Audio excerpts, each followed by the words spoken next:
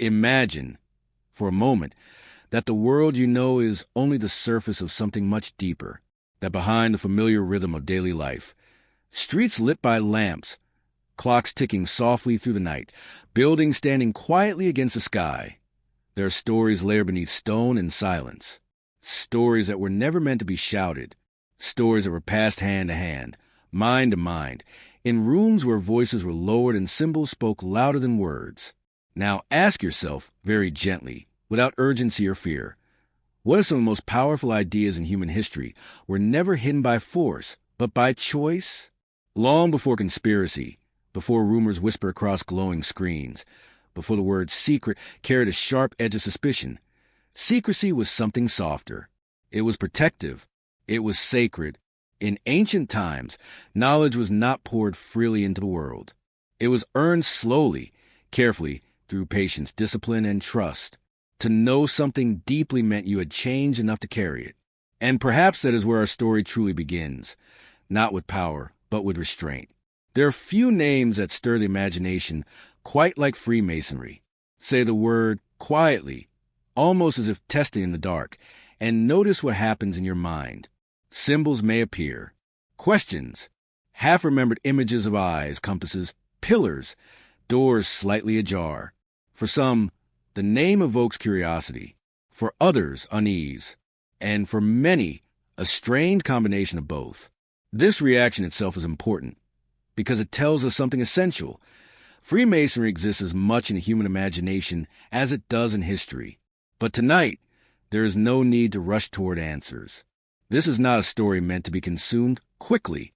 It is one meant to be wandered through, like a long corridor lit by low candles, where each step echoes softly and nothing demands your attention all at once. Let the questions arrive slowly.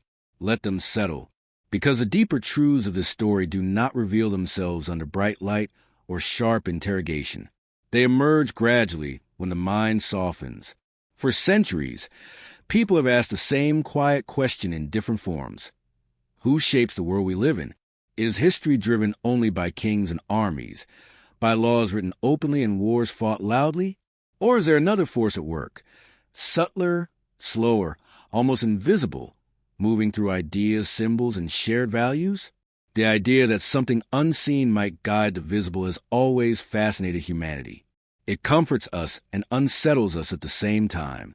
Freemasonry sits precisely at this crossroads of comfort and discomfort. It promises order in chaos, meaning beneath randomness. Yet it also refuses to fully explain itself to outsiders. And when something refuses explanation, the human mind fills the silence, sometimes with wonder, sometimes with fear, often with stories far larger than the truth. But before Freemasonry became a symbol of suspicion or intrigue, it was something much quieter. It was a language of builders, a way of thinking shaped by stone, balance, and patience. It did not begin as an organization seeking power over the world, but as a brotherhood seeking understanding within it. That distinction matters more than it may seem. Think about the places where true power usually hides, rarely in loud declarations, rarely in chaos. Power prefers stability. It prefers systems that endure. And endurance requires structure, rules, and shared meaning. Long before Freemasonry was accused of controlling nations or steering governments, it was concerned with something far more modest: how to live a disciplined life, how to shape oneself as carefully as one shapes stone. Yet even discipline, when misunderstood, can appear threatening. Silence can feel like exclusion. Symbols can feel like codes. And when knowledge is not freely given, people assume it must be dangerous. This is how mystery slowly transforms into myth. As centuries passed, Freemasonry became a mirror. Some looked into it and saw enlightenment, fraternity, moral order. Others saw manipulation, elitism, shadows pulling strings. Both perceptions say less about Freemasonry itself and more about the fears and hopes of those observing it. Because humans have always projected their anxieties onto the unknown.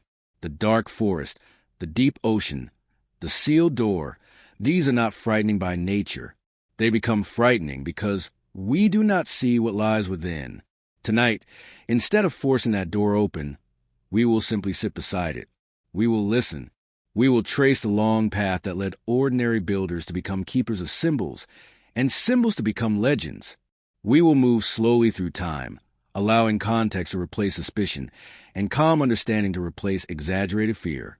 There is no need to decide what Freemasonry really is right away. In fact, certainty would work against the spirit of this journey.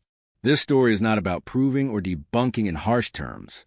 It is about understanding why secrecy once felt necessary, why symbolism felt natural, and why, even today, the idea of a hidden order continues to linger in the human psyche like a half-remembered dream.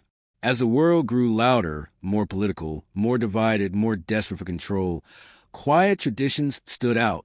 And anything that stands quietly while the world shouts will eventually be accused of listening to something others cannot hear. That accusation has followed Freemasonry for generations. But accusations are rarely the same thing as truth. So let's begin not with judgment, but with stillness. Imagine the sound of footsteps fading down a stone hallway. Imagine tools resting against a wall, no longer in use. Imagine a circle of people who believe that building a better world begins by building a better self. Whether or not they succeeded is something history continues to debate, but the intention itself shaped centuries of thought. This is not a story about villains hiding in shadows, nor is it a story about heroes guiding humanity from behind a curtain. It is something far more human. It is a story about meaning, about belonging, about the deep human need to believe that life is more than randomness. And as we move forward, layer by layer, era by era, you may find that the real power of Freemasonry was never about controlling the world at all. It was about controlling the self. And that idea, quiet, demanding, and difficult, has always been far more unsettling than any conspiracy. Long before the word Freemasonry ever existed, long before lodges, aprons, or whispered odes, humanity was already deeply in love with the idea of hidden knowledge. This attraction did not emerge from fear, but from wonder. Early humans looked at the night sky, at the turning of seasons, at birth and death, and sensed that reality had layers. What could be seen was only the outer skin of something vast and unknowable. And when something feels vast, the instinct is not to shout about it, but to approach it carefully. In the ancient world, knowledge was not treated as a product to be distributed freely. It was treated as a responsibility. To know certain things meant to carry weight, to accept consequences, to live differently afterward. This belief shaped civilizations in ways that still echo today. In temples, caves, and carefully guarded schools, wisdom was passed down slowly, often only after years of preparation. Silence was not enforced as control. It was respected as protection. In ancient Egypt, knowledge was intertwined with the divine. The priests who studied the movement of stars, the geometry of the pyramids, and the rituals of death believed that understanding the universe meant aligning oneself with cosmic order. Sacred geometry was not mathematics in the modern sense. It was a language believed to reflect the structure of reality itself. Shapes were not just shapes. They were principles. Balance, proportion, harmony. These were moral ideas as much as physical ones. To misuse them was not just ignorance. It was sacrilege. Those who entered Egyptian temples did not simply learn facts. They were transformed. Initiation was designed to break down the old self and rebuild it with discipline and reverence. Darkness and light were used not theatrically, but psychologically. A person who would face symbolic death was believed to understand life more clearly. This pattern, death, rebirth, silence, revelation, would repeat itself across cultures long before Freemasonry adopted similar language. Far to the east, in Mesopotamia, the keepers of knowledge were astronomer priests who tracked the heavens with obsessive care. To them, the sky was a living text written in the movement of planets and stars. Their calculations shaped calendars, agriculture, and religious belief. But this knowledge was not shared casually. It was guarded, not because it was dangerous, but because it was powerful. To predict eclipses or seasonal change was to hold influence over how people understood fate itself.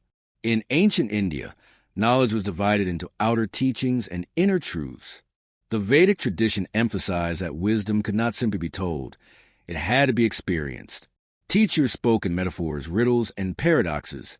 A student might hear the same lesson for years before suddenly understanding it in a new way. This was not inefficiency. It was intentional. The mind had to mature before certain truths could settle without causing harm. The same pattern appeared in ancient Greece, where philosophy was not a public spectacle but a lived discipline.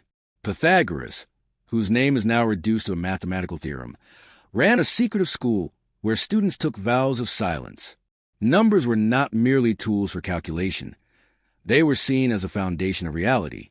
Harmony in music, structure in architecture, and order in the cosmos all followed numerical principles. To learn this was to see the world differently. And once seen, it could not be unseen. These schools were not secret because they wanted power. They were secret because they believed wisdom could destabilize those who were not ready. Imagine giving someone a map of the entire world when they had never left their village. The knowledge might overwhelm rather than enlighten. Ancient cultures understood this intuitively. Secrecy was a form of pacing, not exclusion. Across these civilizations, certain themes repeat so consistently that they feel almost universal. Initiation, symbolism, silence, geometry, light and darkness. The idea that truth is revealed in stages rather than all at once. These ideas did not belong to any one group. They belonged to humanity itself. They emerged naturally from the way the human mind grapples with mystery. As societies grew larger and more complex, so did the need to organize knowledge. Writing made information easier to preserve, but it also made it easier to misuse. A ritual explained incorrectly becomes superstition. A symbol stripped of context becomes decoration. Ancient teachers knew this risk, so they layered meaning, embedding truths within stories, myths, and symbols that could survive misunderstanding without losing their core. Mythology, in this sense, was not fiction. It was compression, a way to store complex ideas in forms that could travel across generations. When a myth spoke of God shaping the world, it often reflected human understanding of order, chaos, and responsibility. When it spoke of trials and initiations, it mirrored psychological growth. The myth was the outer shell. The meaning lived beneath. Over time, as empires rose and fell, many of these ancient institutions vanished. Temples crumbled. Languages were lost. But the patterns remained. They resurfaced wherever humans sought meaning beyond survival. In monasteries, guilds, mystery schools, and philosophical circles, the old methods quietly adapted. Knowledge was still passed from mentor to student. Symbols still carried layered meaning. Silence still mattered. By the time medieval Europe emerged from centuries of upheaval, the ancient obsession with sacred knowledge had not disappeared. It had simply gone underground, waiting for forms that could survive a world shaped by rigid authority and religious control. In such a world, openly questioning reality was dangerous, but symbolically exploring it was still possible. This is the soil from which Freemasonry would eventually grow, not as an invention, but as an inheritance. It did not appear suddenly, fully formed, with grand ambitions.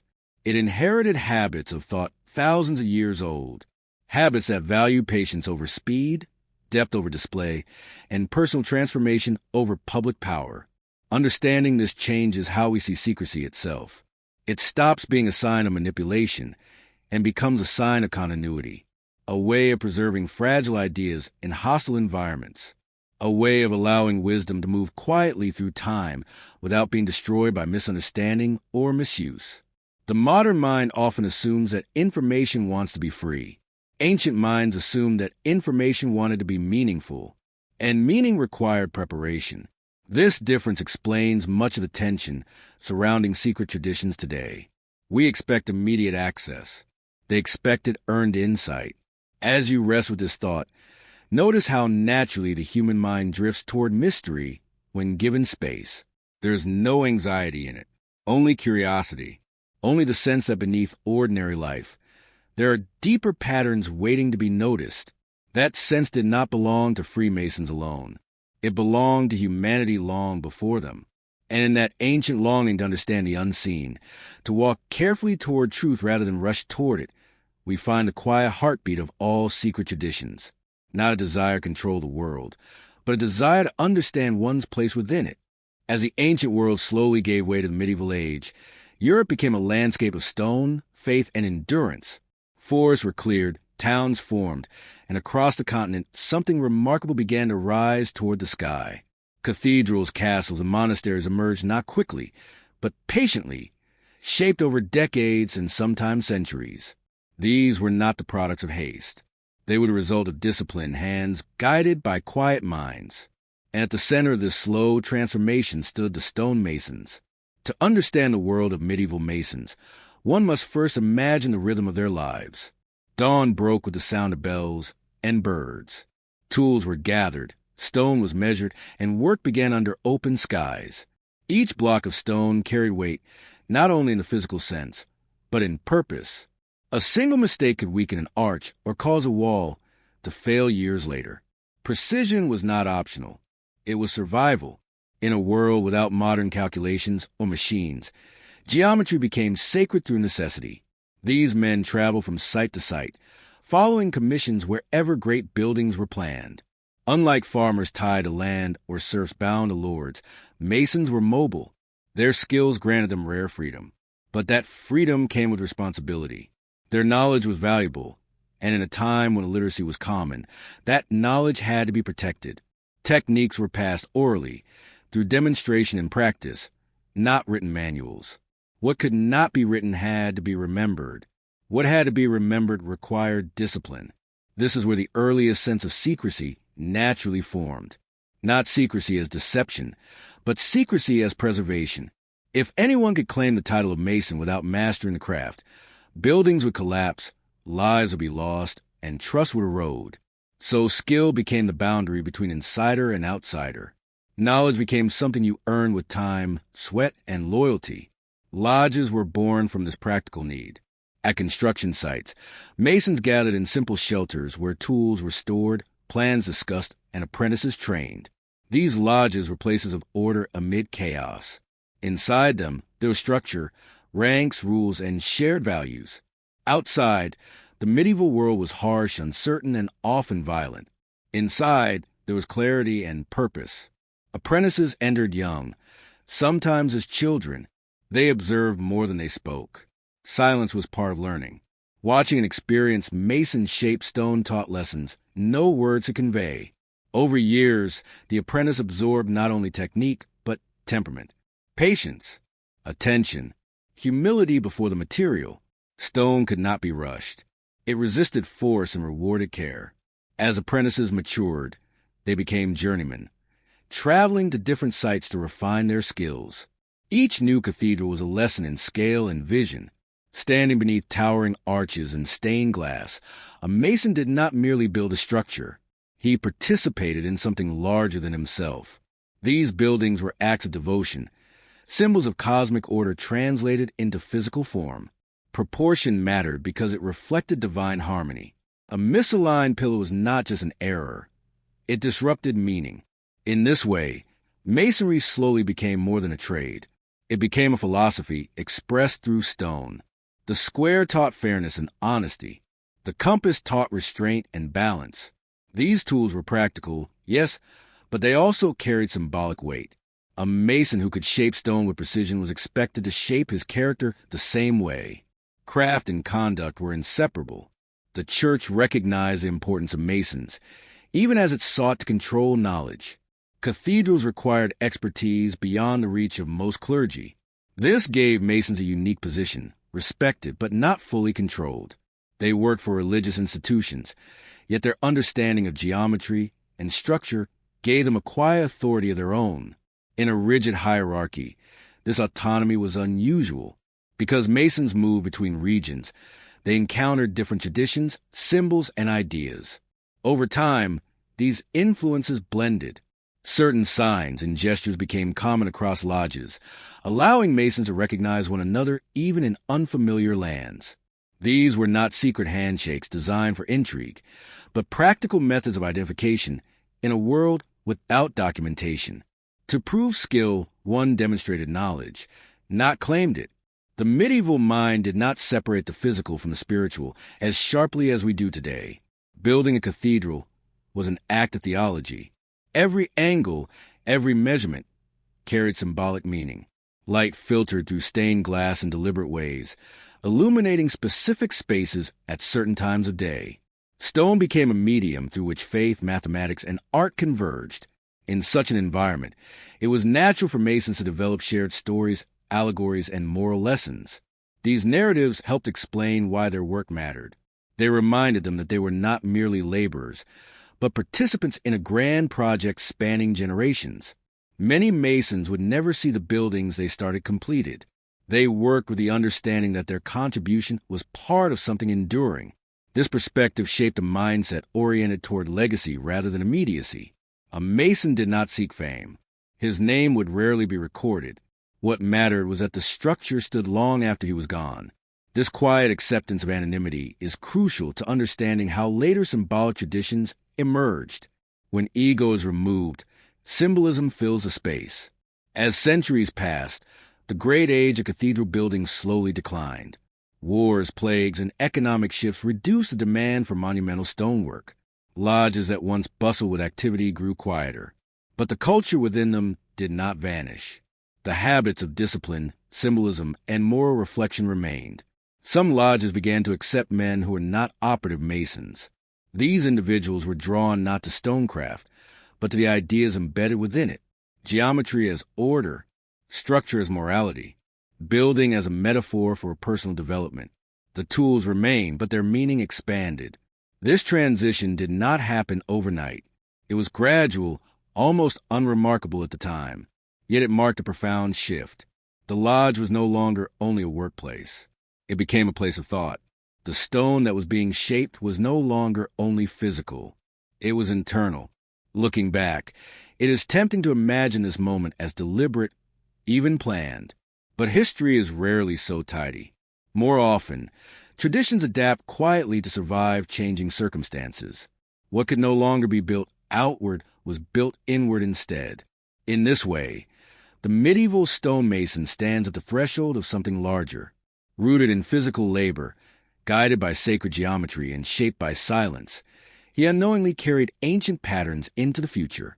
Patterns that would one day be interpreted, misunderstood, mythologized, and debated. But at their core, these patterns were simple. Build carefully. Measure twice. Respect the material. Improve the self alongside the work. These principles, born among stone, dust, and echoing hammers, would outlive the cathedrals themselves. And as the sound of chisels faded from Europe's great building sites, the quiet philosophy of the Masons remained, waiting for a new form, a new language, and a new age in which to express itself. As the great age of stone slowly drew to a close, something subtle began to change within the lodges.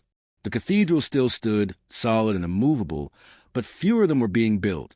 The sound of chisels echoed less often across Europe, replaced by the quieter rhythms of a world reshaping itself. Wars had shifted borders, plagues had thinned populations, and new ideas were beginning to flow where tradition once ruled without challenge. In this changing landscape, the lodge did not disappear. It adapted. For generations, the lodge had been defined by its function. It was a place of work, of tools and instruction, of stone dust and careful measurement. But when the work diminished, the space itself remained.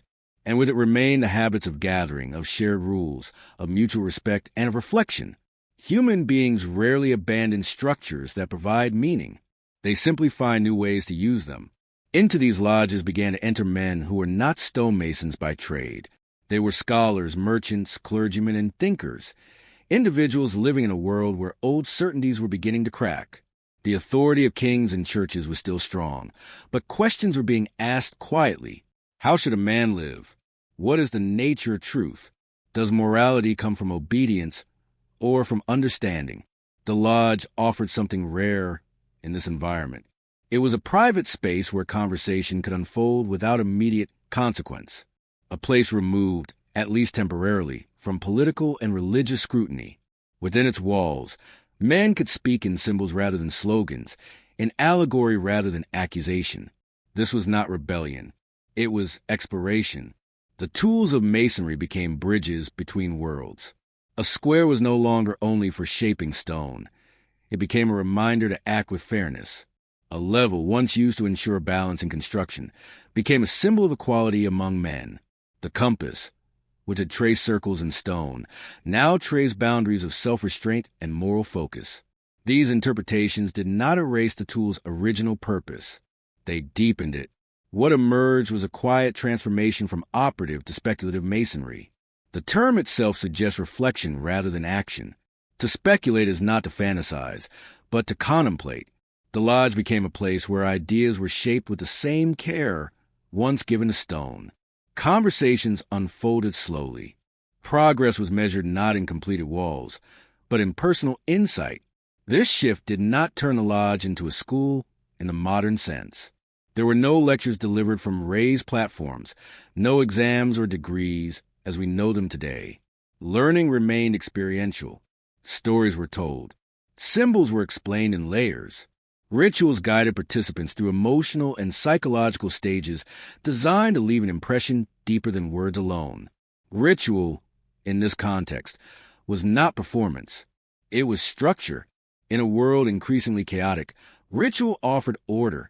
Repetition offered stability. Each gesture, each phrase, each pause served a purpose. Not to mystify, but to focus the mind. When the body moves deliberately, the mind follows. Silence remained central, not as suppression, but as space. Silence allowed reflection. It created room for meaning to settle. In an era when public life was loud with decrees and dogma, the lodge became a sanctuary of measured thought. This contrast would later fuel suspicion, but at the time, it simply felt necessary. The admission of non-Masons did not dilute the tradition. It reshaped it. These new members brought philosophical texts, scientific curiosity, and broader social awareness. The lodge became a crossroads where practical discipline met abstract thought. Ancient ideas about geometry and order found new expression through emerging concepts of reason and natural law. Importantly, the lodge did not position itself as an authority over truth. It did not claim to possess final answers. Instead, it offered a framework for seeking them. Progression through the lodge was symbolic of inner development. Advancement was not about status, but about understanding. As literacy increased and printing spread ideas rapidly, the choice to preserve symbolic teaching rather than written doctrine became even more deliberate. Written words can be taken out of context. Symbols resist easy misinterpretation. They invite contemplation rather than obedience. A symbol does not tell you what to think. It asks you to think. This period also marked the beginning of formal organization. Lodges began to communicate with one another. Traditions were standardized just enough to allow recognition across regions. Yet flexibility remained. Local customs and interpretations were respected. Uniformity was never the goal. Unity was. What bound these lodges together was not a central authority issuing commands, but a shared commitment to certain values: integrity, self-discipline, brotherhood, improvement of character. These ideals were not revolutionary in the sense of overthrowing governments. They were revolutionary in a quieter way. They suggested that personal transformation was a foundation of social change. This idea was both powerful and non-threatening, which made it difficult for external authorities to categorize. The lodge did not seek political power, yet it shaped political thinkers. It did not preach religion, yet it engaged deeply with moral questions. It did not claim exclusivity, yet it maintained boundaries. This ambiguity would later become fertile ground for misunderstanding. As the speculative lodge matured, it began to record parts of its tradition. Not everything, but enough to preserve continuity. Constitutions were drafted. Histories were written, blending fact with allegory in ways that reflected the symbolic nature of the craft. This blending was intentional. Literal history was less important than moral truth. By the early modern period, Freemasonry as we recognize it had taken form, not as a secret government, but as a symbolic system layered atop an ancient craft. Its power lay not in control, but in cohesion. It offered a sense of belonging to men navigating a world in transition. To those inside, the lodge was a place of calm focus. To those outside, it appeared closed, mysterious, and perhaps suspicious. But suspicion often arises where context is missing. The lodge did not shout its purpose. It assumed that those who truly sought understanding would find their way. This transformation from builders of stone to builders of thought was neither sudden nor dramatic. It unfolded quietly, over generations, shaped by necessity and guided by tradition. The tools remained, but their weight shifted. Stone gave way to symbol. Labor gave way to contemplation. And in that shift, something enduring was born, a system capable of surviving changing times because it was not tied to any single era, a way of thinking that could adapt without losing its core. The lodge became less about what was built with hands and more about what was built within. This was not the moment Freemasonry gained secret power. It was the moment it learned how to endure. In a world where words can be argued, denied, or forgotten, symbols endure. They pass quietly from generation to generation, carrying meaning without insisting upon it. Long before Freemasonry adopted its familiar imagery, humanity had already learned that some truths are better suggested than explained. A symbol does not demand belief. It invites reflection, and it is within this gentle invitation that Freemasonry found its most enduring language. When the early lodges began to shift from physical construction to philosophical exploration, symbols became their bridge. The tools that once shaped stone were already rich with meaning. They required no invention, only interpretation. A square, used to ensure right angles, naturally suggested honesty and fairness. A structure built without it would eventually fail. In the same way, a life built without moral alignment could not remain stable. This was not an abstract lesson. It was something every Mason understood instinctively. The compass, which traced circles and measured proportion, carried a different lesson. It taught limitation and balance. With it, a Mason learned how far to extend a line and where to stop. Symbolically, it reminded the individual to govern desire, to act with restraint, and to understand boundaries. In a time when excess and impulse often led to ruin, this quiet reminder carried weight. Together, the square and compass formed a union of action and thought. One grounded behavior in fairness, the other guided intention with discipline. Their intersection suggested harmony between the outer world and the inner self. This pairing did not need explanation within the lodge. It was lived. A man who failed to embody these principles would not need to be corrected publicly. The symbol itself stood as a silent standard. Light emerged as another central symbol, though not as a physical object alone. Light represented awareness, understanding, and moral clarity. Darkness, by contrast, was not portrayed as evil, but as ignorance or unawakened potential. The journey from darkness to light was not dramatic. It was gradual. It mirrored the human experience of learning. Confusion giving way to insight, uncertainty softening into confidence. Pillars appeared in Masonic symbolism as well, often representing stability and balance. They echoed the great columns of ancient temples and sacred architecture. One pillar alone could not support a structure. Two, working together, created an entrance. Symbolically, they suggested duality, strength and wisdom, severity and mercy, reason and compassion. Life, like architecture, required balance to endure. Numbers also carried meaning, though never in a rigid or dogmatic way. 3 suggested harmony and completeness. 5 reflected human experience through the senses.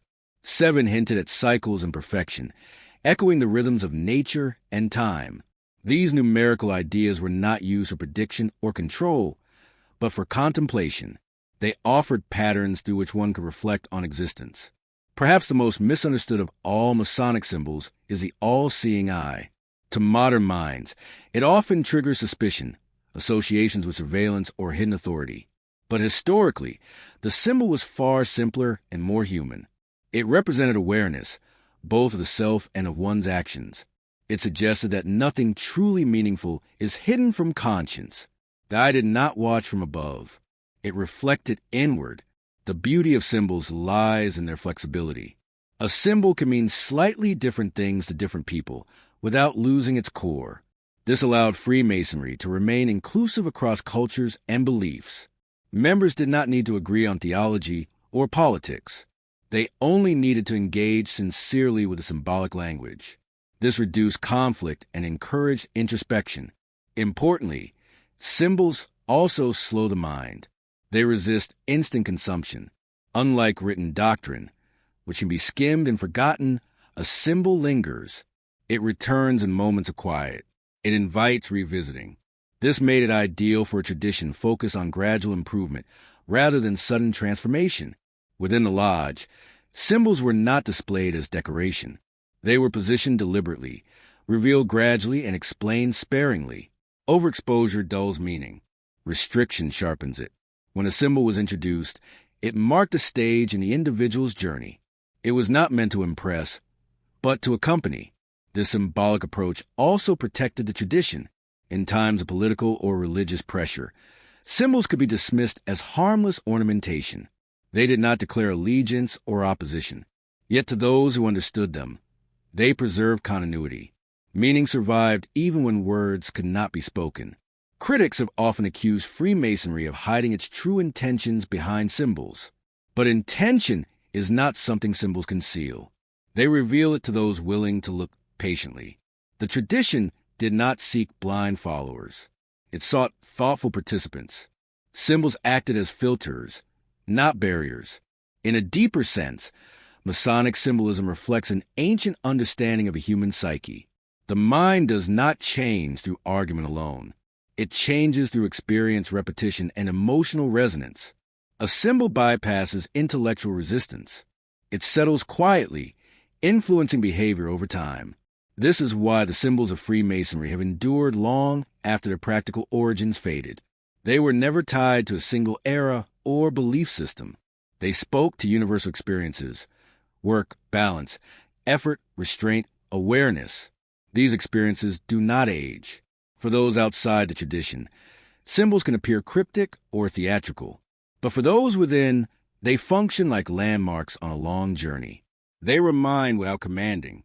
They guide without forcing. They offer continuity in a changing world.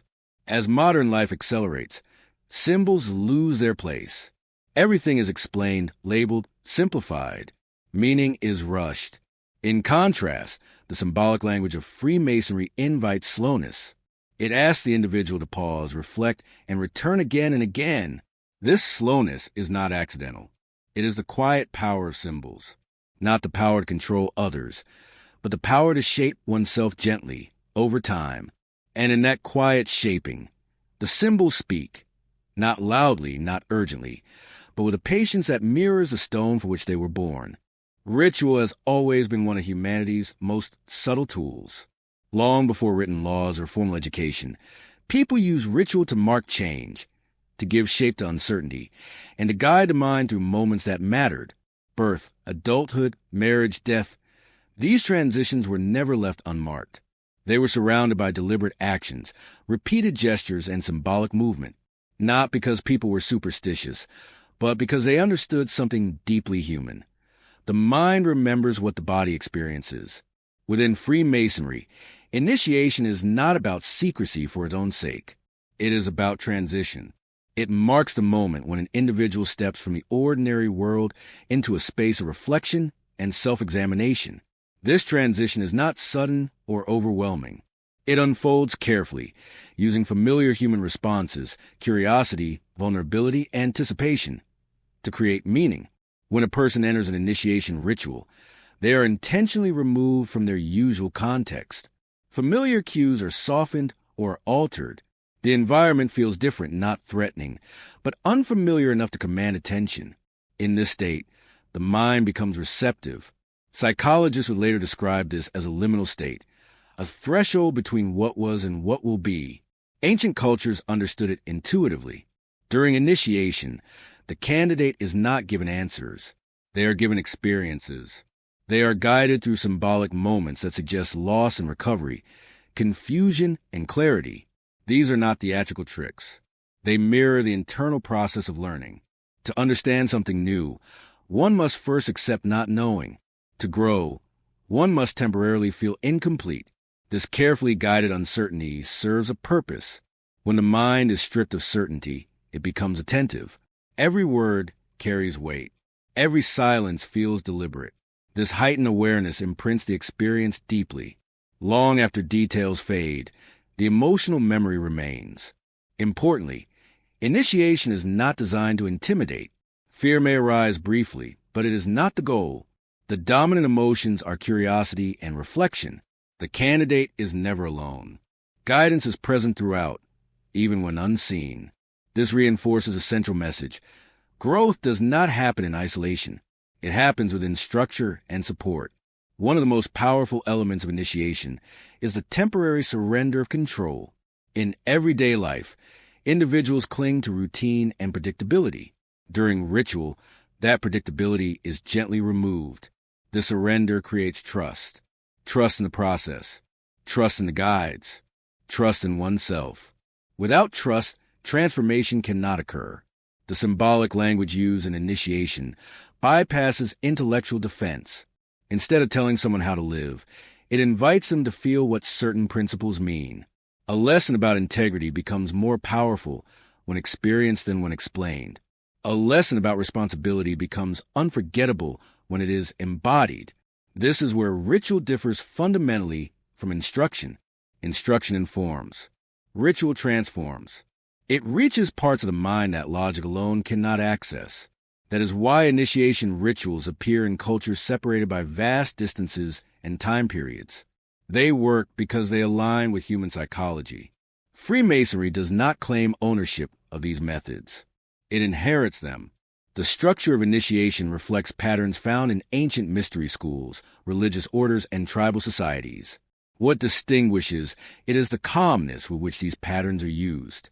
There is no frenzy, no emotional manipulation. Everything unfolds slowly, deliberately, with respect for the participant's dignity. After initiation, nothing dramatic changes outwardly. The candidate does not gain power, status, or privilege. This is a crucial point often misunderstood. The transformation is internal. It lies in perspective. The initiate begins to see familiar ideas, work, honesty, responsibility, through a symbolic lens. Life becomes something to be shaped intentionally rather than endured passively. The sense of belonging that follows initiation is subtle but real. Humans are social creatures. We seek connection, especially in shared meaning. Initiation creates a bond not through exclusivity, but through shared experience. Those who walk the same symbolic path recognize one another, not as superiors or inferiors, but as equals in effort. Critics sometimes assume that initiation exists to separate insiders from outsiders. But psychologically, its deeper function is to separate the individual from their former self. It marks a commitment to self-examination. This commitment cannot be enforced externally. It must be chosen internally. Ritual simply provides a moment where that choice becomes tangible. Another misunderstood aspect is secrecy surrounding initiation. Details are not withheld to create mystery for its own sake. They are withheld to preserve impact. Knowing an experience intellectually is not the same as living it. Describing a ritual in advance would flatten it, reducing it to information rather than transformation. Secrecy also protects the individual. Initiation is a personal experience. Its meaning varies slightly for each participant. Public explanation would invite comparison, judgment, or misinterpretation. Privacy allows reflection without external pressure. Over time, the memory of initiation continues to influence behavior. It becomes a reference point. In moments of ethical challenge or personal doubt, the symbolic lessons resurface, not as rules, but as reminders. This quiet persistence is a real psychological power of ritual. Freemasonry does not demand perfection from its initiates. It acknowledges human imperfection openly. Initiation is not a declaration of arrival. It is an admission of beginning. The work ahead is ongoing. Improvement is gradual. There is no finish line. This understanding removes much of the fear surrounding ritual. It is not an attempt to control the mind. It is an invitation to discipline it. The individual remains free at every stage. Participation is voluntary. Meaning is self-derived. In a modern world that favors speed, transparency, and instant results, ritual can appear outdated or suspicious, but its endurance suggests something else. It fulfills a psychological need that modern structures often neglect, the need for intentional transition from moments that slow time and mark meaning. As initiation concludes, the individual returns to the ordinary world. But something subtle has shifted. The world looks the same, yet feels different. Not because secrets have been revealed, but because attention has deepened. This is the quiet effect of ritual. It does not announce itself. It settles gently into the mind, shaping thought and behavior over time. And it is here, in this understated psychological transformation, that the true power of initiation resides, not in control, but in conscious awareness. As Europe moved slowly out of the medieval world and into an age of questioning, the ground beneath society began to shift. Authority, once accepted without hesitation, was now examined with careful eyes. The church still held immense power, monarchs still ruled by inherited right. Yet beneath the surface, something restless was growing. People were beginning to ask not only how the world worked, but why it was ordered the way it was. This quiet intellectual awakening would later be called Enlightenment, but at the time it felt less like a movement and more like a shared breath being taken after centuries of restraint. Ideas began to circulate in salons, private homes, coffee houses, and correspondence between thinkers separated by great distances. Reason, once considered subordinate to tradition, was slowly reclaiming its place. Science questioned superstition. Philosophy questioned absolute authority. Individuals began to imagine a world governed not solely by divine decree or royal command, but by natural laws that could be understood, discussed, and improved upon. This was not rebellion in the streets. It was something subtler, unfolding in minds before it ever reached institutions. Within this environment, the lodge found new relevance. It had already evolved into a place of symbolism and reflection, and now it became a quiet refuge for dialogue. Unlike universities, which were often bound by religious doctrine or political forums, which were monitored closely, lodges offered privacy without isolation. They were not public stages, but neither were they cloistered retreats. They occupied a space in between, where discussion could unfold without immediate consequence.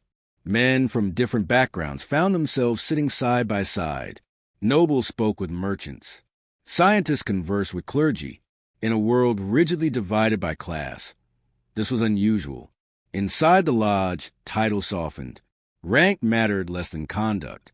A man was judged not by his birth, but by his behavior, his reasoning, and his willingness to listen.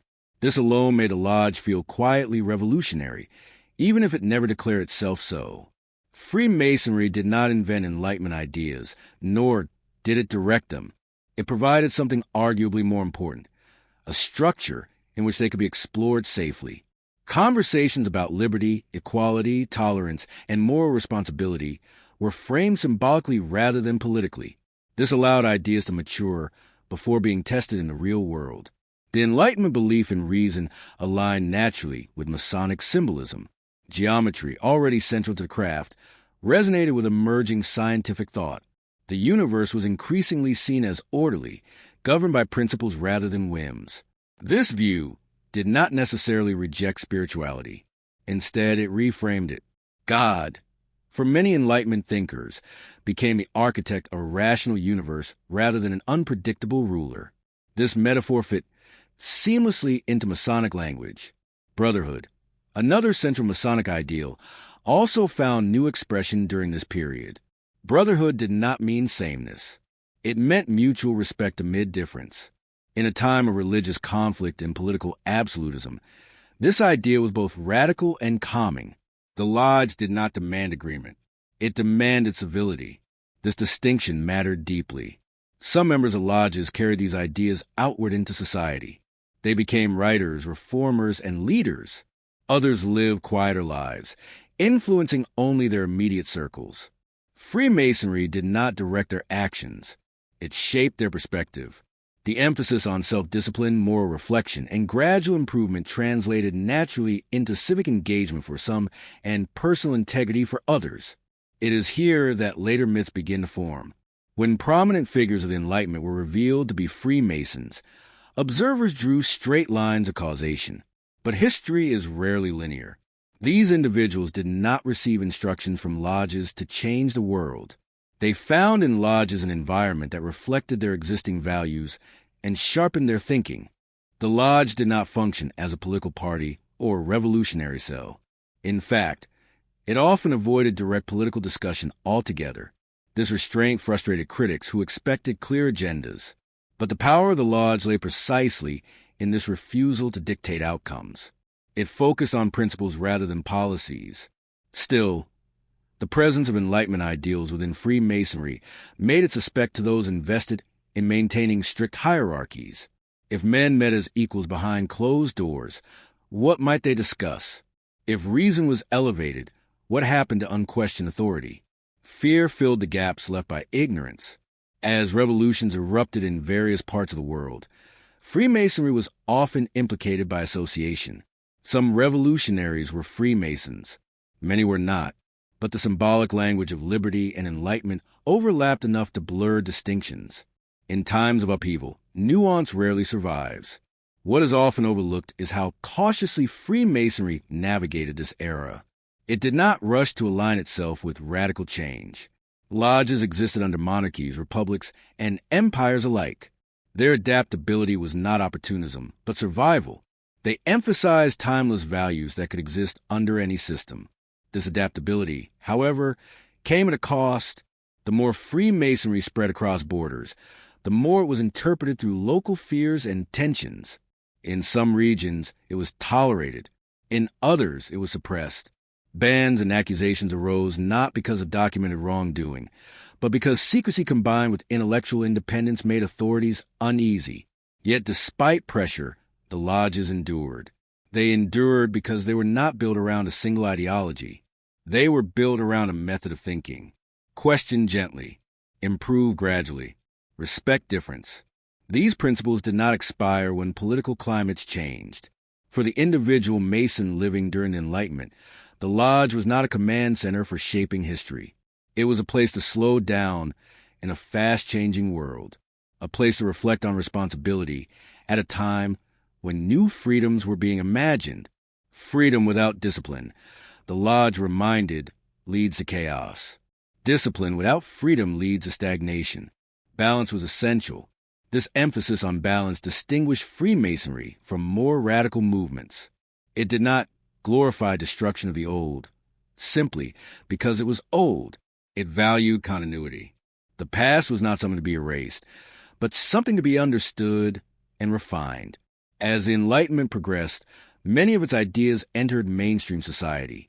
What was once discussed quietly became public debate. Laws changed. Institutions evolved. In this sense, the lodge did not remain a center of innovation forever. Eventually, the world caught up to conversations once held behind closed doors. But by then, Freemasonry had already fulfilled a crucial role. It had acted as a vessel, carrying fragile ideas through uncertain times until they could survive exposure. It did not claim credit. It did not demand recognition. It remained what it had always been, a quiet space where thought could mature without noise. And perhaps this is why its involvement in the Enlightenment still feels mysterious. The lodge did not leave behind manifestos or declarations. It left behind people, shaped subtly differently and often invisibly. History prefers dramatic causes and clear villains. Freemasonry offers neither. Instead, it offers a reminder that some of the most influential forces in human history work quietly, shaping minds long before they shape events. In an age defined by reason and revolution, Freemasonry's true contribution was not directing change, but teaching individuals how to think responsibly within it. As Freemasonry spread quietly across continents, its lodges began to attract individuals who were already shaping the world in visible ways. This fact alone would later fuel endless speculation. When history looks back and notices familiar names connected by a shared membership, the human mind instinctively searches for coordination, for secret planning, for hidden control. But the reality, as is so often the case, is far more human and far more subtle. In the 18th and early 19th centuries, joining a lodge was not an act of ambition. It was an act of alignment. Men who were already curious, reflective, and drawn to ideas of moral order naturally found themselves attracted to spaces where such ideas could be explored without shouting. Freemasonry did not recruit kings and thinkers to use them. Kings and thinkers sought out Freemasonry because it mirrored values they already held. Consider George Washington, often cited as evidence of hidden influence. He was a military leader shaped by discipline, patience, and restraint, qualities deeply embedded in Masonic symbolism. His writings reveal a man cautious with power, aware of its dangers, and committed to civic responsibility. Freemasonry did not give him these traits. It resonated with them. The lodge provided language and ritual that reinforced an internal compass he already followed. Benjamin Franklin offers another example. A printer, scientist, diplomat, and philosopher, Franklin moved easily between worlds, science and politics, reason and belief. He lived during a time when rigid divisions were softening, when curiosity itself became a virtue. In a lodge, Franklin found conversation without dogma, symbolism without superstition, and fraternity without uniformity. His membership reflected his temperament, not a hidden agenda. Even in the arts, Freemasonry found its way into creative minds.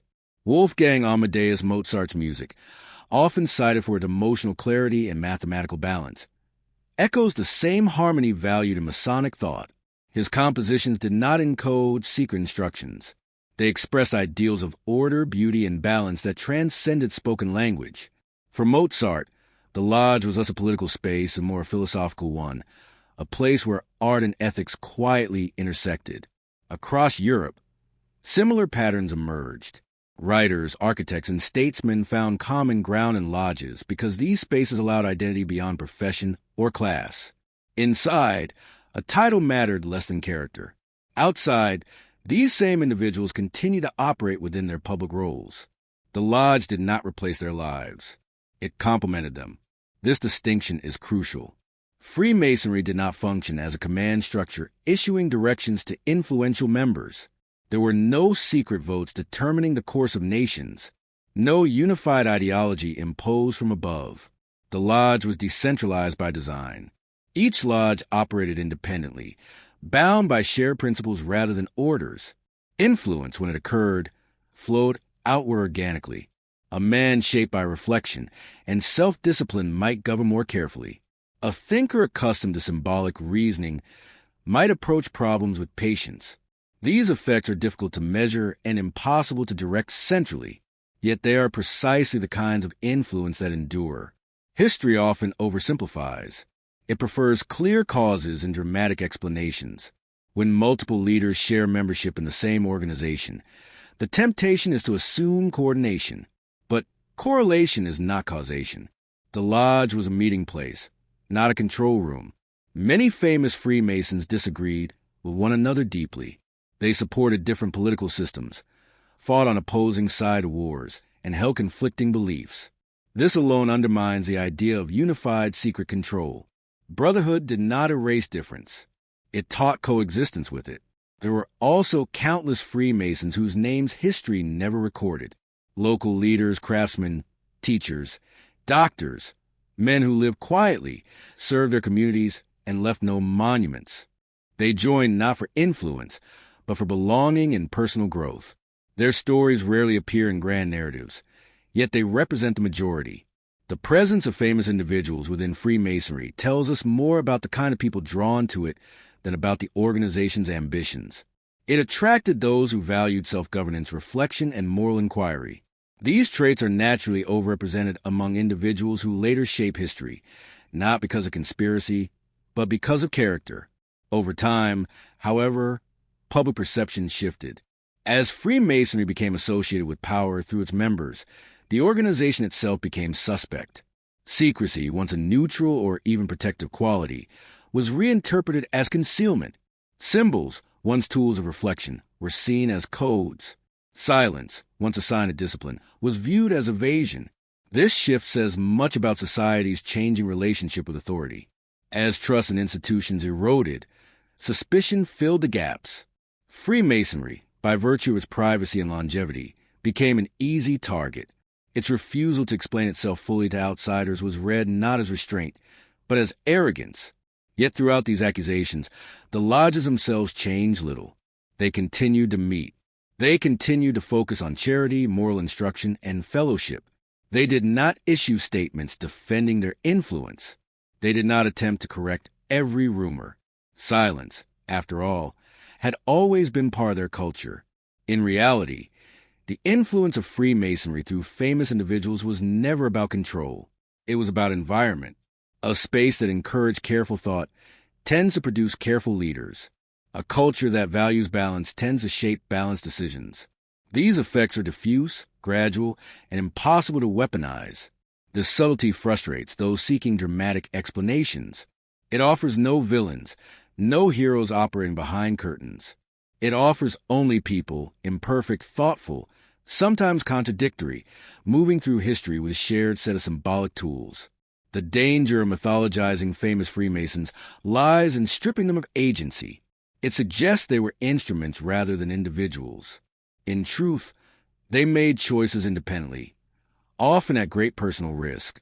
Their membership did not shield them from failure, criticism, or consequence. If Freemasonry possessed the kind of secret power often attributed to it, history would look very different. Empires would not have fallen. Wars between Freemasons would not have occurred. Internal disagreements would not have fractured lodges. Reality resists such neat narratives. What remains, instead, is something quieter and more believable. Freemasonry offered a common language to men navigating a rapidly changing world. It gave them symbols to think with, rituals to slow them down, and fellowship to remind them they were not alone in their search for meaning. Fame magnifies everything. When a famous man joins a private society, the society absorbs some of that fame in public imagination. Over time, imagination hardens into belief. Belief becomes rumor. Rumor becomes myth. But behind the myth, the reality remains unchanged.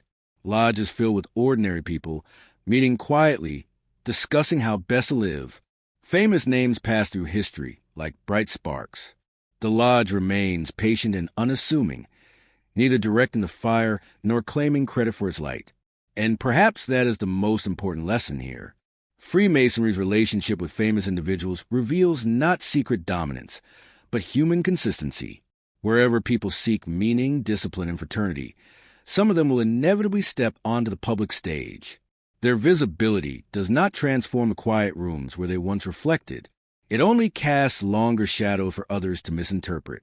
As Freemasonry continued to spread across borders and generations, something else began to spread alongside it, moving more quietly at first, then with increasing urgency.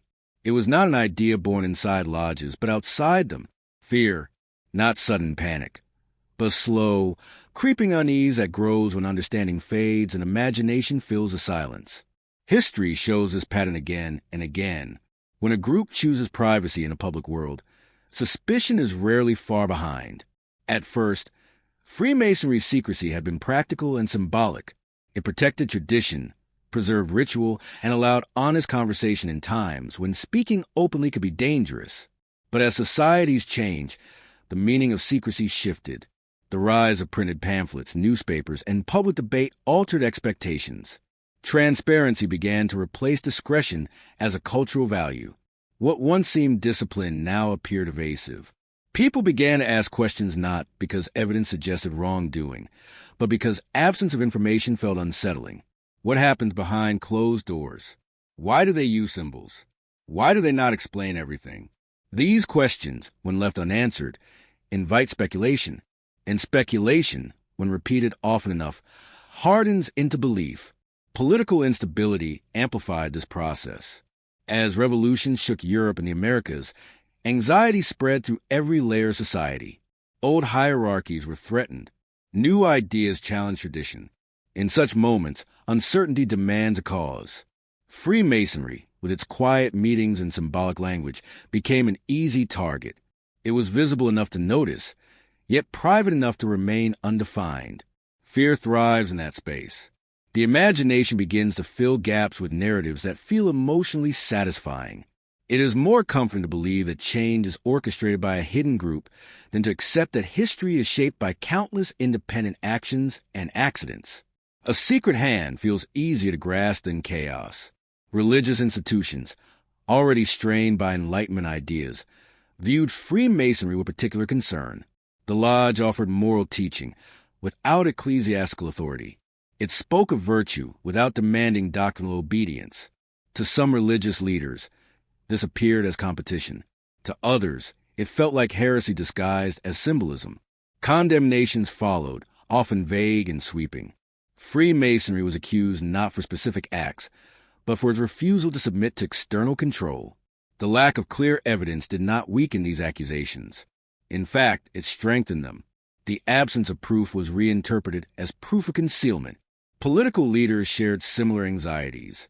A group that gathered privately across borders, that emphasized equality within its walls, and that did not answer directly to the state, challenged traditional models of authority. Even if lodges avoided political discussion, their mere existence suggested alternative forms of loyalty. This fear did not emerge uniformly. In some regions, Freemasonry was tolerated or even celebrated. In others, it was banned outright. What mattered was not what lodges actually did, but how they were perceived within local tensions. Fear is rarely consistent. It adapts to context. Rumors multiplied.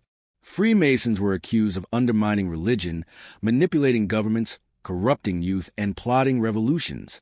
Each rumor borrowed fragments of truth, a famous Mason here, a symbolic reference there, and wove them into stories far larger than reality.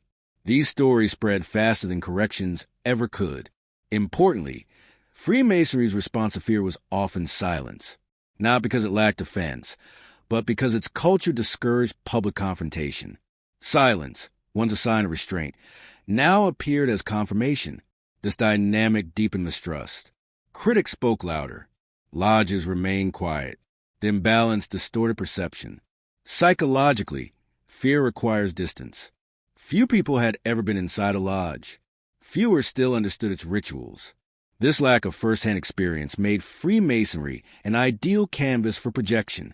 People painted onto it whatever they most feared about their changing world.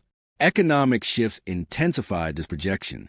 As industrialization altered labor and class structures, traditional identities eroded. People who felt disempowered sought explanations. Secret societies offered a convenient narrative. If success was elusive, perhaps it was being withheld. If power seemed unreachable, perhaps it was hidden. In this environment, Freemasonry ceased to be seen as a collection of individuals and became an abstract entity. It transformed from a fraternity into a symbol. Symbols are powerful, but they are also dangerous. Once a group becomes symbolic, it no longer needs to act to be accused. Its image alone is enough. Anti-Masonic movements emerged, particularly in places where democratic ideals clashed with lingering aristocratic structures. In these movements, Freemasonry was portrayed as elitist and manipulative, despite its internal emphasis on equality. The irony went largely unnoticed. Fear rarely examines contradictions. The suspicion fed on itself. The more Freemasonry was attacked, the more it retreated into privacy. The more it retreated, the more suspicious it appeared. A feedback loop formed, difficult to break. Neither side fully understood the other, and neither trusted the other's intentions. What is often forgotten is how ordinary the lives of most Freemasons were during this time. They worked, raised families, served their communities. Lodges were more likely to discuss charity projects than political schemes. But ordinary reality lacks the drama that fear demands. The idea of secret power began to crystallize here, not from evidence, but from emotional need. A hidden force made history feel intelligible. It turned uncertainty into narrative. Once established, this idea proved resilient. Even as specific accusations changed, the underlying suspicion remained. Freemasonry became a vessel into which society poured its anxieties about change, loss of control, and moral uncertainty. The lodge was not feared for what it did, but for what it represented. An alternative way of organizing meaning outside traditional authority. This moment marks a turning point. From this point forward, Freemasonry would never again be perceived simply as a fraternity. It would always carry the shadow of suspicion, regardless of its actions. That shadow would grow and shrink depending on the era, but it would never disappear entirely. Understanding this shift is crucial. Fear did not arise because Freemasonry suddenly became dangerous. It arose because the world around it became unstable. In unstable times, neutrality looks like concealment. Silence looks like plotting. Reflection looks like resistance. The tragedy of this fear is that it obscured nuance. It replaced curiosity with accusation. It turned symbols into threats. It transformed quiet rooms of discussion into imagined command centers. Yet beneath the noise, the lodges continued as they always had, slowly, cautiously, focused on personal improvement rather than public dominance.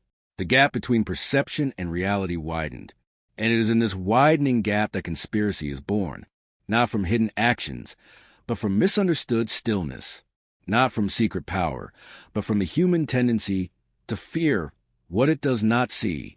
As the world grew louder and more polarized, Freemasonry's quiet presence became increasingly unsettling. It was not loud enough to defend itself, nor visible enough to be understood. And so, fear took its place, whispering stories into spaces where understanding once lived. As suspicion deepened and fear took on a life of its own, powerful institutions began to respond not with curiosity, but with force.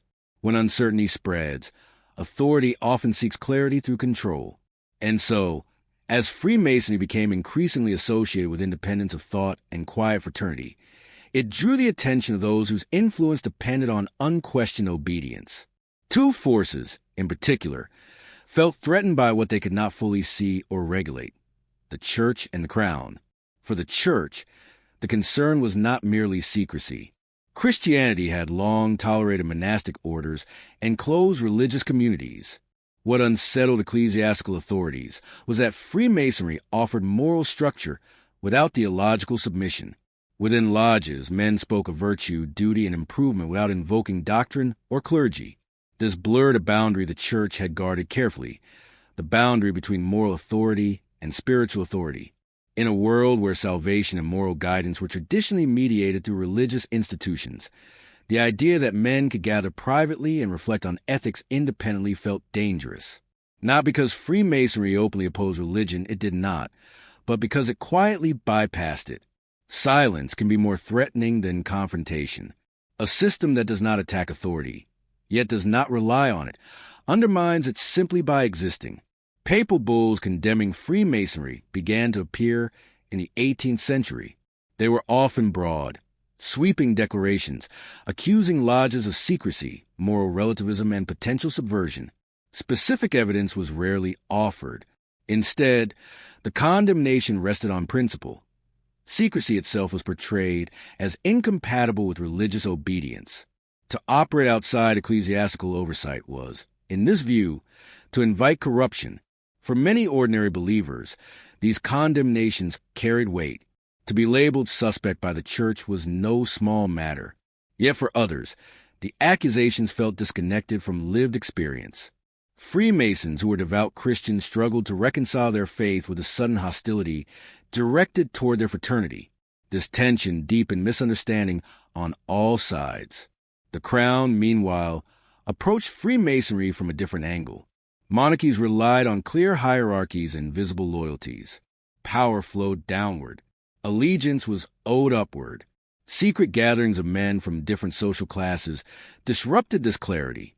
Even if lodges claimed neutrality, the mere act of meeting privately suggested autonomy.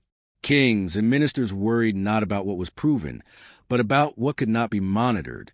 In an age before modern surveillance, any group that met behind closed doors represented uncertainty. And uncertainty, to those in power, often felt like risk. In some countries, Freemasonry was tolerated so long as it remained discreet. In others, it was banned outright. Laws were passed forcing lodges to disband, records to be surrendered, members to be identified. In extreme cases, membership itself became ground for punishment.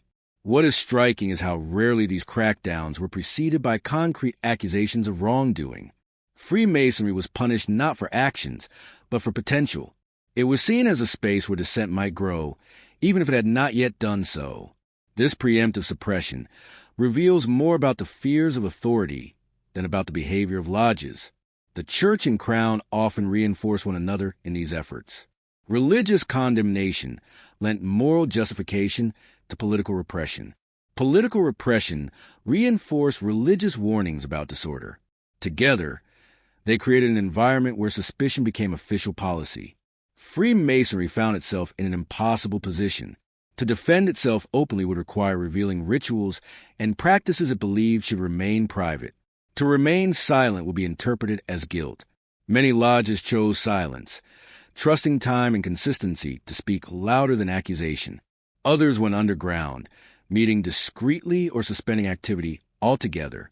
These responses varied by region. In some places, lodges adapted by emphasizing charitable work, making their positive impact more visible. In others, they fragmented, weakening the very fraternity they sought to preserve. Fear, once institutionalized, rarely stops at its initial target. It reshapes everything around it. Ironically, the crackdowns often intensified the very myths they sought to suppress. When lodges were banned, people assumed they must have been dangerous. When records were destroyed, imagination filled the void. Suppression turned uncertainty into conviction. For the individual Freemason, this period was one of quiet dilemma. Membership, once a source of reflection and companionship, now carried risk. Some chose to leave, unwilling to jeopardize family or livelihood. Others remained, not out of defiance, but out of commitment to principles they believed were being misunderstood. What authorities failed to grasp was that Freemasonry did not derive its strength from visibility or numbers. It derived strength from shared values and adaptability. When pressured in one form, it reappeared in another. When forced to retreat, it learned to endure. This endurance, however, came at a cost. The more Freemasonry was forced into the shadows, the more its public image darkened. What had once been a quiet fraternity became, in the popular imagination, something secretive and oppositional. The narrative hardened. The Church's opposition also evolved over time. Later condemnation shifted focus, accusing Freemasonry of promoting secularism, relativism, or moral ambiguity. Yet these accusations often reflected broader anxieties about modernity rather than specific lodge practices. Freemasonry became a stand-in for change itself. Similarly, political opposition adapted to new contexts. In authoritarian regimes, Freemasonry was labeled subversive. In democratic ones, it was accused of elitism. The accusations contradicted one another, yet all persisted. This inconsistency reveals a deeper truth. Freemasonry was less a defined threat than a flexible symbol of unease. Despite pressure, Freemasonry did not declare itself a victim. It did not publish manifestos condemning persecution. It did what it had always done. It continued quietly where possible and waited where it could not. This patience frustrated critics who sought reaction. Over time, some bans were lifted. Others remained. The relationship between Freemasonry, church, and state softened in certain regions and hardened in others. There was no single outcome, only a patchwork of responses shaped by local history and politics. What remains clear is that this era marked a turning point. Freemasonry was no longer merely misunderstood. It was officially opposed. That opposition lent weight to rumors and legitimacy to fear. Once institutions label something dangerous, public imagination rarely questions it. Yet beneath the layers of condemnation and control, the lodges themselves remain remarkably unchanged. They continue to emphasize personal responsibility, ethical reflection, and mutual support. They did not evolve into political machines or religious rivals. They endured as they had always intended to, quietly. The crackdowns reveal a paradox. Freemasonry was feared not because it sought power, but because it did not seek permission. In systems built on hierarchy, autonomy is unsettling. A group that governs itself internally challenges the assumption that authority must always flow from above. And so, the church and crown responded as institutions often do when faced with uncertainty. They tightened control. They drew lines. They demanded visibility where none was offered. In doing so, they transformed a quiet fraternity into a lasting symbol of secrecy and resistance, whether or not that symbol matched reality. This period did not prove that Freemasonry wielded secret power. It proved something else entirely. That power fears what it cannot fully command. Once fear had been given authority, it no longer needed evidence to survive. It only needed repetition. As bans, condemnations, and whispered warnings accumulated, a new kind of story began to take shape. One that no longer asked what Freemasonry was, but declared what it must be. This was the moment when suspicion transformed into conspiracy, and imagination began to outrun history. Conspiracy does not begin with facts. It begins with discomfort. When people sense that the world is being shaped by forces they cannot see or understand, the mind searches for structure. Randomness feels unbearable. Complexity feels threatening. A hidden group offers relief. It provides a clear cause, a single explanation, a narrative that feels complete. Freemasonry, by virtue of its secrecy, longevity, and symbolic language, fit this role perfectly. Psychologically, conspiracy thinking follows predictable patterns. It simplifies. It connects unrelated events. It assigns intention where coincidence exists. And most importantly, it offers emotional satisfaction. Fear becomes meaningful. Confusion becomes clarity. Anger finds a target. In the case of Freemasonry, this process unfolded slowly. Early accusations were vague. Over time, they grew more elaborate. Symbols were reinterpreted as codes. Rituals were portrayed as manipulation. Brotherhood was framed as collusion. Each layer built upon the last, rarely questioning the foundation. One of the most powerful drivers of conspiracy is the idea of hidden control, the belief that a small group secretly directs governments, economies, or cultures appeals to a deep human anxiety about powerlessness. If outcomes feel unjust or inexplicable, it is easier to believe they were designed that way. Freemasonry became the imagined architect of this design. Ironically, the more decentralized and inconsistent Freemasonry was in reality, the more centralized it appeared in conspiracy narratives. Lodges operating independently across regions were imagined as branches of a single invisible authority. Disagreements among members were ignored. Internal diversity vanished in the simplified story. The human mind struggles with complexity. History is shaped by countless interacting factors: economic pressures, cultural shifts, personal decisions, accidents. Conspiracy offers an escape from this complexity.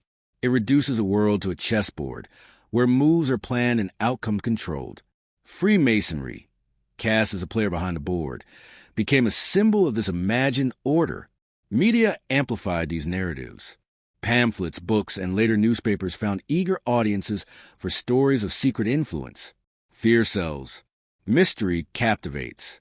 The quieter truth, that Freemasonry was mostly ordinary men meeting in modest rooms, could not compete with dramatic tales of hidden power. Once conspiracy narratives take root, they become self-sealing. Any denial is interpreted as deception. Any lack of evidence is seen as proof of concealment. Freemasonry's tradition of privacy fed directly into this logic. Silence, which had once been neutral, now confirms suspicion in conspiratorial mind. This dynamic reveals a deeper truth about conspiracy itself. It is not interested in understanding. It is interested in certainty. Uncertainty feels unsafe. Conspiracy replaces it with absolute conviction. The world becomes divided into those who see the truth and those who are blind or complicit. Freemasonry's symbolic language made it especially vulnerable to this mindset. Symbols invite interpretation. Conspiracy narrows interpretation. Where symbols are meant to open reflection, conspiracy closes it. Every image becomes evidence. Every metaphor becomes literal. The psychological appeal extends further. Conspiracy offers identity. Believing that one possesses hidden knowledge creates a sense of superiority. The believer feels awakened, chosen, protected from manipulation. This emotional reward makes conspiracy difficult to relinquish, even when contradicted by facts. In times of social stress, conspiracy thinking intensifies. Economic hardship, political instability, and cultural change all increase the desire for simple explanations. Historically, spikes in anti-Masonic sentiment often coincide with such periods. Freemasonry becomes a vessel into which collective anxiety is poured. What makes Freemasonry particularly resilient as a conspiracy target is its age. A centuries-old organization feels omnipresent. It seems to exist beyond individual lifetimes, beyond governments, beyond regimes. This longevity is misread as immortality, and immortality is misread as control. Yet this interpretation ignores a fundamental reality. Freemasonry has repeatedly adapted, fractured, declined, and reformed. It has been banned, revived, ignored, and reinterpreted. It has not acted as a unified force, but as a loose tradition shaped by local contexts. Conspiracy flattens these distinctions. Another psychological factor is moral projection. People often attribute their own fears or impulses to external groups. Freemasonry, imagined as secretive and powerful, becomes a screen onto which desires for control, manipulation, or dominance are projected. The conspiracy says less about the accused and more about the accuser. It is also important to recognize how conspiracy thinking removes personal responsibility. If a hidden group controls everything, individual action feels pointless. Failure is externalized. Blame is outsourced. This can feel comforting in the short term, even as it deepens helplessness. Freemasonry did not create conspiracy culture, but it became one of its most enduring subjects. The combination of secrecy, symbolism, and historical influence made it ideal. Once labeled, it remained labeled. New generations inherited old suspicions without revisiting their origins. Attempts to debunk these narratives often backfire. Conspiracy thrives on opposition. Being challenged reinforces a believer's sense of persecution and insight. Freemasonry's refusal to engage directly with conspiratorial accusations, while consistent with its values, allowed myths to persist unchallenged. What is rarely acknowledged is how little conspiracy narratives reflect actual Masonic practice. Most lodges spend their time on ritual, charity, and fellowship. Debates about world control are absent.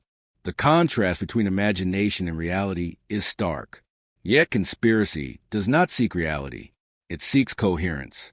And in a world that often feels incoherent, secret societies offer compelling fiction. Understanding the psychological landscape is essential. Conspiracy is not defeated by facts alone. It is rooted in emotion, fear, anxiety, desire for certainty. Freemasonry's story became entangled in this emotional terrain, not because of its actions, but because of what it symbolized.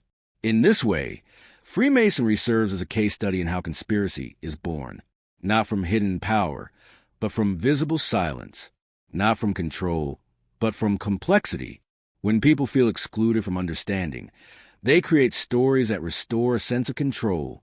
The tragedy is that these stories obscure the very human reality beneath them. They replace individuals with abstractions. They turn tradition into threat. They transform quiet reflection into imagined domination. As conspiracy took hold, Freemasonry ceased to be seen as a mirror for personal growth and became a screen for collective fear. And once fear finds a symbol, it rarely lets go. The idea of secret power was never discovered. It was constructed carefully, emotionally, and persistently by minds seeking certainty in an uncertain world. As the idea of conspiracy hardened into belief, it produced its most enduring illusion, the hidden hand. This was the notion that behind wars, revolutions, economic shifts, and cultural change, there existed a single guiding force, quietly arranging outcomes according to secret design. Freemasonry, already burdened with suspicion, became the imagined owner of that hand. And once this idea took root, it reshaped how history itself was interpreted. The appeal of the hidden hand lies in its simplicity. History is messy. It rarely moves in straight lines. Causes overlap, intentions conflict, and outcomes often contradict the plans that produce them. Accepting this complexity requires humility and patience. The hidden hand removes that burden. It offers a clean narrative. Nothing is accidental, nothing is uncontrolled, and someone, somewhere, always knows what is happening. In this narrative, Freemasonry ceased to be a fraternity and became an entity. Individual members disappeared, replaced by a single, shadowy will. This abstraction made it easier to assign responsibility without evidence. If a revolution succeeded, it was because the hidden hand allowed it. If it failed, it was because the hand withdrew support. Every outcome fit the theory. No outcome could disprove it. Yet this vision collapses under even gentle scrutiny. Freemasonry has never spoken with one voice. It has never held unified political goals. Lodges across different countries have supported opposing governments, conflicting ideologies, and contradictory movements. Freemasons have fought and died on opposite sides of wars. These facts do not fit the hidden hand narrative, so they are quietly ignored. The myth persists because it is emotionally useful. Believing in a hidden hand transforms uncertainty into intention. It converts fear into suspicion, and suspicion into certainty. The believer no longer feels lost in history's chaos. They feel informed, even protected. This emotional reward sustains the myth long after its logical foundations erode. Another reason the hidden hand endures is scale. Freemasonry's longevity creates the illusion of continuity. An organization that spans centuries feels omnipresent. But longevity does not equal coordination. Traditions survive precisely because they change. Freemasonry has evolved repeatedly, adapting to cultural, political, and social shifts. The idea that it maintained a single secret agenda across vastly different eras misunderstands how institutions endure. The hidden hand myth also misunderstands power itself. Real power is rarely secret. It is visible, negotiated, and contested. Governments, corporations, armies, and institutions operate openly, even when their motives are questionable. They leave records, conflicts, and consequences. The idea that a hidden group could exert greater influence than these forces without leaving comparable traces is not evidence of sophistication. It is evidence of imagination.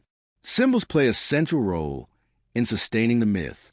Masonic imagery, designed to encourage reflection, is reinterpreted as encoded messages. The square and compass become emblems of domination rather than discipline. The all-seeing eye becomes surveillance rather than conscience. These reinterpretations strip symbols of their historical and philosophical context, flattening them into accusations. This process reveals a paradox. The hidden hand myth depends on interpreting symbolism literally, while ignoring literal history. It treats metaphor as evidence and evidence as distraction. In doing so, it reverses the original purpose of Masonic symbolism, which was to invite contemplation, not enforce belief. The myth also relies on exaggerating coherence. It imagines Freemasonry as a perfectly organized system, immune to internal conflict and human limitation. This vision bears little resemblance to reality. Lodges struggle with declining membership, administrative challenges, and generational change. Disagreements are common. Fragmentation is real. These mundane realities are inconvenient for mythmakers, so they remain unseen. There is also a deeper psychological element at work, the need for moral clarity. The hidden hand transforms complex social dynamics into a battle between manipulators and the manipulated. This framing absolves individuals of responsibility while offering a clear villain. Freemasonry, cast as morally ambiguous and secretive, fits this role neatly. But moral clarity achieved through distortion is fragile. It cannot tolerate contradiction. Any Freemason who behaves ethically is dismissed as a pawn or exception. Any charitable act is reframed as cover. The myth protects itself by refusing complexity. Historically, the hidden hand narrative has been repurposed repeatedly. When Freemasonry no longer served as a convenient target, similar accusations were redirected toward other groups. The structure of the myth remained unchanged. Only the name changed. This reveals that the myth is not truly about Freemasonry. It is about a recurring human impulse. That impulse emerges most strongly in times of transition. When old structures weaken and new ones are not yet trusted, anxiety rises. People search for explanations that restore a sense of order. The hidden hand offers order even if it is illusory. Freemasonry's refusal to publicly dismantle these myths is often cited as suspicious. But from within the tradition, the choice makes sense.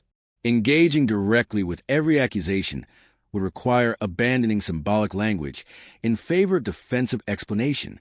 It would also validate the premise that the organization owes transparency to those who fundamentally misunderstand its purpose. This silence, however, carries a cost.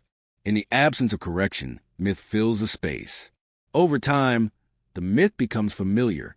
Familiarity breeds acceptance. What was once questioned becomes assumed. Yet when examined carefully, the hidden hand dissolves. It leaves behind more challenging truth. History is shaped by countless visible hands, each imperfect, each limited, each acting within constraints. Change emerges from tension, not orchestration. Progress and regression coexist. As the modern world settled into its familiar rhythms of technology, bureaucracy, and constant visibility, Freemasonry did not vanish, but it changed in ways that were far less dramatic than the myth suggested. The image of secret councils shaping global events began to clash with quieter, more ordinary reality. In many places, lodges grew older, smaller, and less central to public life. What remained was not a hidden empire, but a tradition adapting, sometimes awkwardly, to a world very different from the one in which it was formed. Today, a Masonic lodge is rarely hidden in plain sight. Its buildings are often clearly marked, sometimes even rented out for community events. In small towns, the lodge may sit above a storefront or beside a church, its sign faded by decades of sun and rain. In cities, it may occupy a historic building, impressive in architecture, but modest in use. These spaces are not command centers. They are meeting rooms, quiet, orderly, and often underused. Modern Freemasonry is no longer surrounded by the urgency it once held. In earlier centuries, lodges offered rare access to education, connection, and dialogue.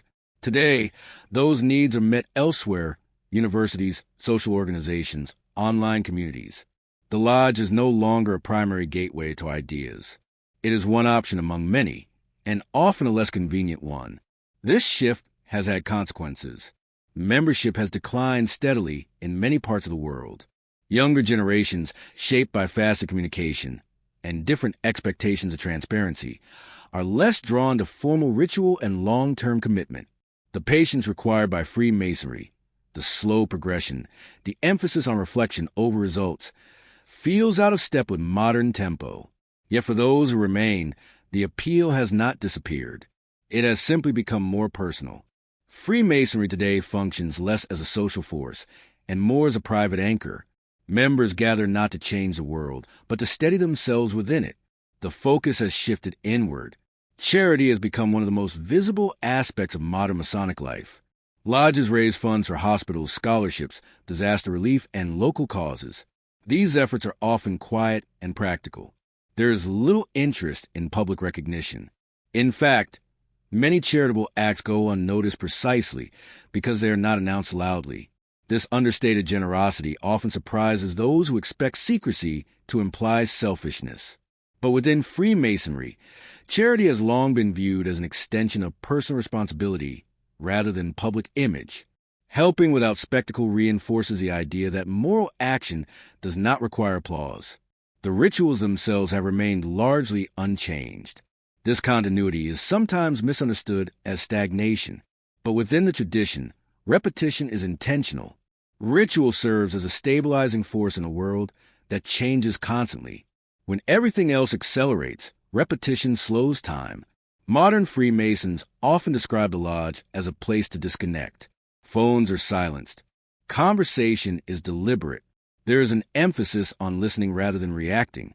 In an era of constant stimulation, this environment feels almost radical, not because it is secretive, but because it is calm. The symbolism, too, persists. It has not evolved to reflect modern politics or technology. The tools remain ancient. Stone, light, measure, balance. These symbols endure precisely because they are not tied to current events. They speak to conditions that do not change: effort, limitation, responsibility, imperfection. Critics sometimes argue that this timelessness makes Freemasonry irrelevant, but relevance is not the same as usefulness. Freemasonry does not aim to comment on every issue. It aims to provide a framework for individuals to consider how they act within whatever issues they face. There's also a growing awareness within the fraternity of its own challenges. Lodges debate how to remain meaningful without abandoning tradition. Some experiment with outreach education or openness. Others resist change, fearing dilution.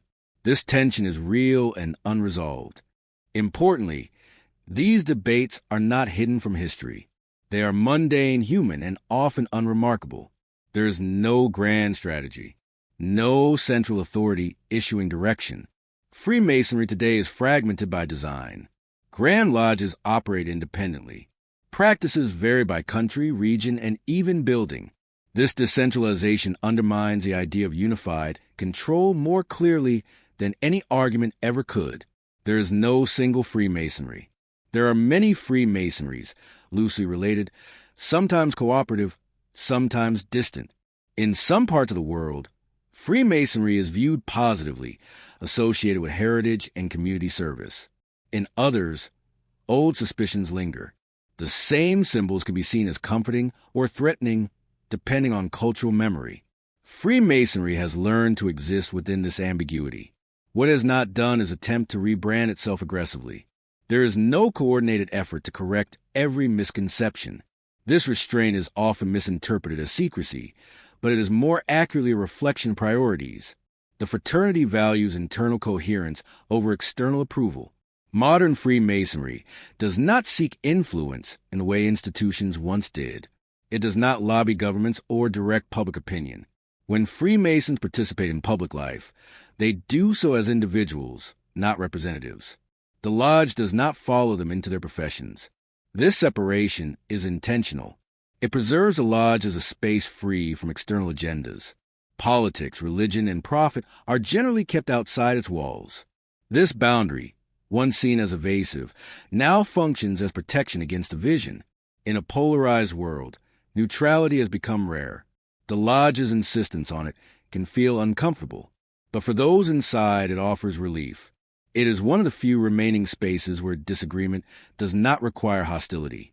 Perhaps the most revealing aspect of modern Freemasonry is how ordinary it is.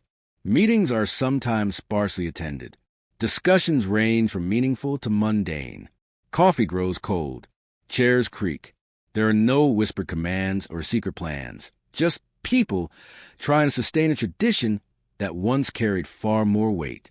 This ordinariness does not negate its value. It humanizes it. It strips away the projection of omnipotence and reveals something far more believable. A group of individuals choosing to gather regularly, guided by symbols that remind them to act with care. Freemasonry's place in modern society is not at the center, nor is it hidden beneath it. It exists on the margins, quietly without urgency. It no longer defines eras. It accompanies them. For some, this is a disappointment. The myths promise grandeur, influence, mystery. Reality offers routine, patience, and restraint. But for others, this is precisely the point. In a world obsessed with visibility and power, choosing quiet continuity is itself a statement. Freemasonry today does not claim to shape history. It does not need to. History is louder now, faster, less willing to pause. The lodge offers a pause nonetheless. And perhaps that is its most honest role in the modern world. Not as a hidden force, but as a quiet refuge. Not as a controller of events, but as a reminder that meaning does not always announce itself. What survives is not power, but practice. Not influence, but intention. Not secrecy, but silence chosen deliberately. In that silence, Freemasonry continues, not above society, not behind it, but within it, quietly asking the same question it always has. How should a person live when no one is watching? As myths accumulated over centuries, they began to harden into assumptions.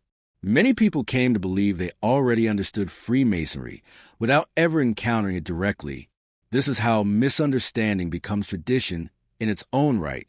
Ideas are repeated, simplified, and passed along until they feel self-evident. And yet, when examined closely, many of the most common beliefs about Freemasonry reveal more about cultural anxiety than about fraternity itself. One of the most persistent assumptions is that Freemasonry is a religion or a rival to religion. This belief has endured despite repeated clarifications to the contrary. Freemasonry does not offer salvation, does not define God, and does not claim spiritual authority. It requires belief in a higher principle, but it deliberately avoids specifying what that principle must be. This openness has been mistaken for theological ambition, when in reality it is an act of restraint. By refusing to define ultimate truth, Freemasonry prevents dogma from overtaking reflection. Another widespread belief is that Freemasonry exists to advance the interests of its members above all others. This idea imagines a lodge as a network of favoritism, quietly opening doors and closing ranks. In practice, most lodges explicitly discourage such behavior. Members are reminded that the principles discussed within the lodge must not be used for personal gain at the expense of fairness. The reality is less cinematic. Most Freemasons gain little to no professional advantage from their membership, and many never encounter another Mason outside lodge meetings at all. There is also the assumption that Freemasonry is inherently elitist. The imagery of ornate buildings, ceremonial clothing, and historical association with influential figures reinforces this perception. But historically, Freemasonry has drawn heavily from the middle class: artisans, merchants, teachers, clerks. Its internal emphasis on equality was, in many eras, one of its defining features. While it is true that some elites have been members, this reflects who had leisure and access at certain points in history, not an ideological commitment to hierarchy. Perhaps the most dramatic misconception is that Freemasonry controls governments or shapes global events from behind the scenes. This belief persists despite its incompatibility with observable reality. Freemasonry has been banned, suppressed, fragmented, and marginalized repeatedly. Organizations that control the world do not experience such instability. They do not struggle with declining membership or internal disagreement. They do not depend on volunteer administration and aging buildings. The mundane challenges faced by lodges today are not the marks of hidden power, but of ordinary institutions navigating change. Another myth holds that Freemasonry possesses secret knowledge withheld from the public. This belief misunderstands the nature of symbolic teaching. Freemasonry does not hide facts. It uses allegory to explore values. The secrets of Freemasonry are not revelations about the universe or humanity's destiny. They are personal interpretations of symbols, shaped by individual experience. What is private is not the content, but the meaning each person draws from it.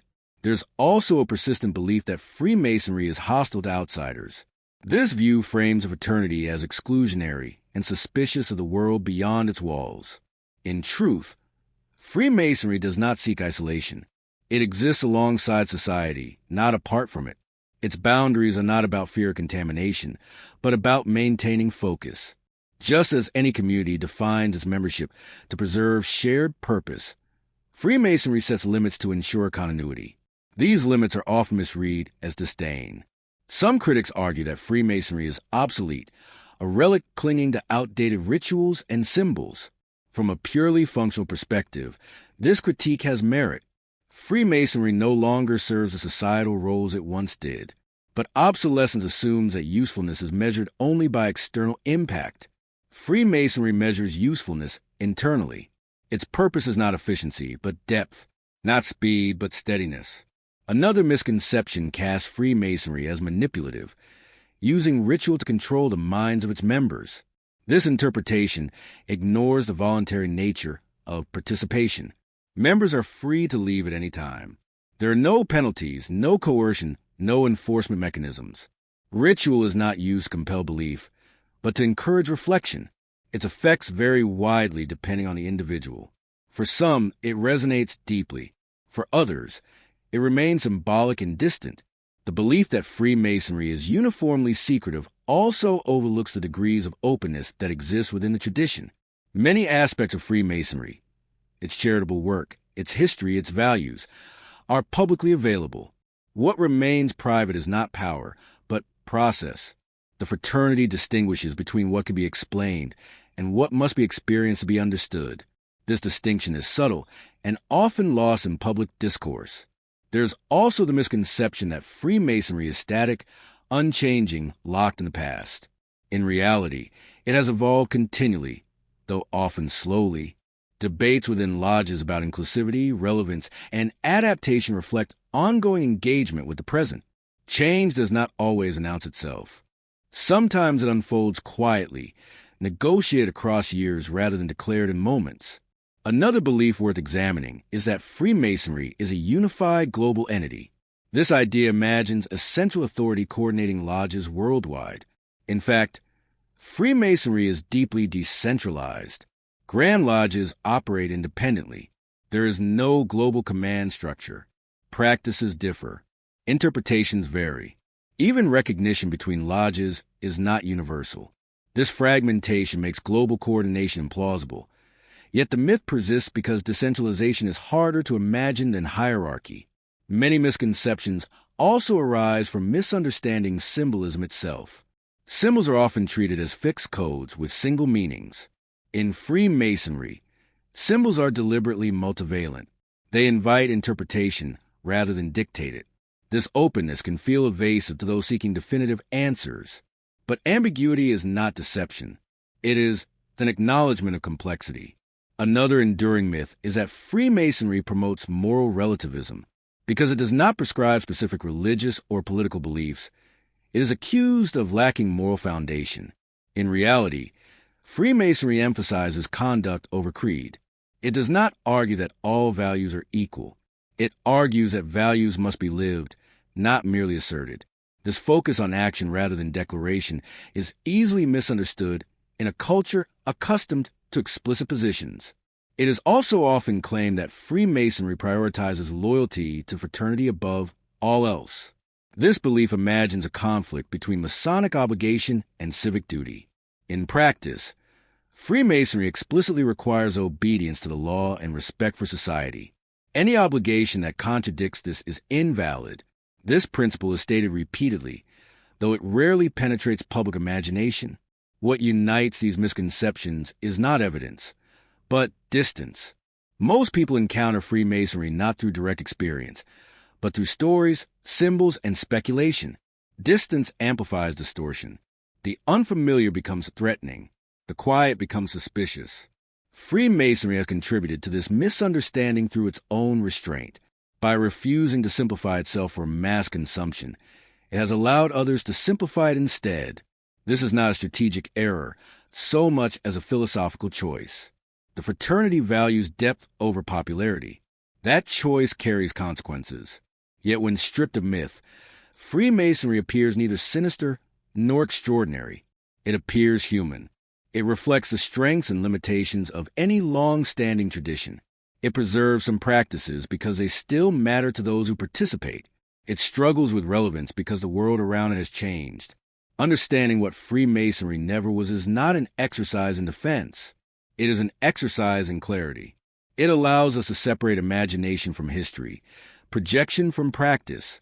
It reminds us that not every mystery hides a threat, and not every silence conceals intent. In doing so, it invites a broader reflection. Many of the fears attached to Freemasonry could just as easily attach to any group that values privacy, ritual, and continuity. The fraternity becomes a mirror, reflecting society's discomfort with what cannot be immediately categorized or consumed. Perhaps the most important realization is this. Freemasonry never claimed the roles attributed to it by myth. It did not seek to rule, convert, manipulate, or dominate.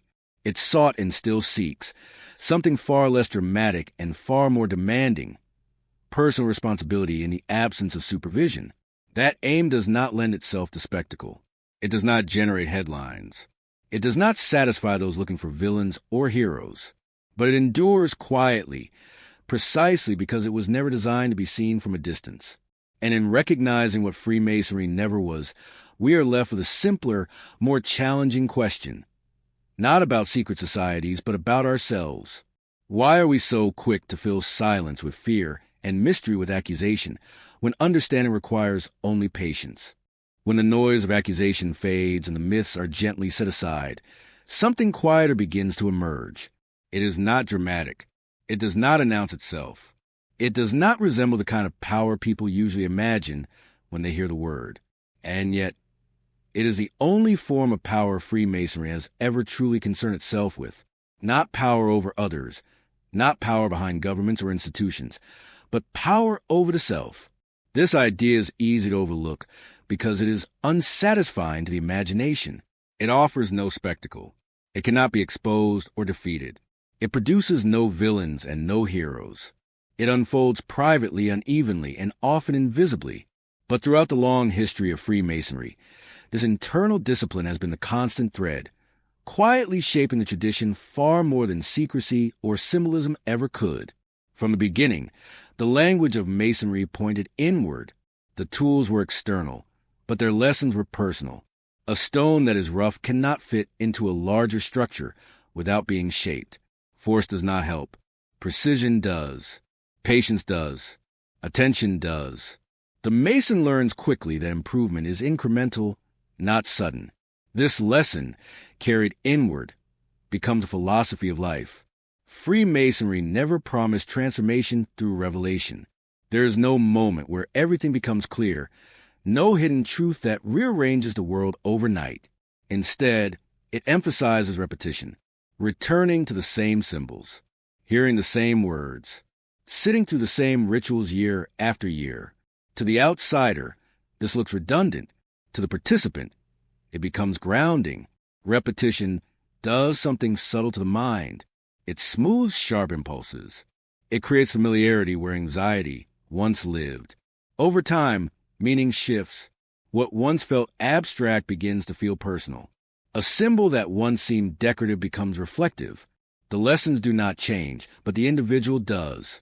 This is where discipline enters quietly. Not the discipline of obedience, but the discipline of attention. Freemasonry does not tell its members what to think. It asks them to consider how they think, how they react, how they respond to conflict, temptation, frustration, and pride. These questions are not posed aggressively. They are embedded in story and symbol, allowing the individual to encounter them gradually. Identity, too, is shaped gently. The Lodge does not erase personal identity. It does not demand conformity of belief or background. Instead, it offers a shared framework within which difference can exist without hostility. Members learn to sit beside those they might never encounter otherwise. Different ages, different professions, different perspectives. The common ground is not opinion, but intention. This experience reshapes how identity is held. One sense of self becomes less brittle, less dependent on constant affirmation, less threatened by disagreement. This is not guaranteed. Freemasonry does not produce uniform outcomes, but it creates conditions where this kind of growth is possible. Perhaps this is the most misunderstood aspect of Masonic power. It is not transferable. It cannot be leveraged. It does not scale. One member's growth does not grant another authority. There is no mechanism for turning internal discipline into external dominance.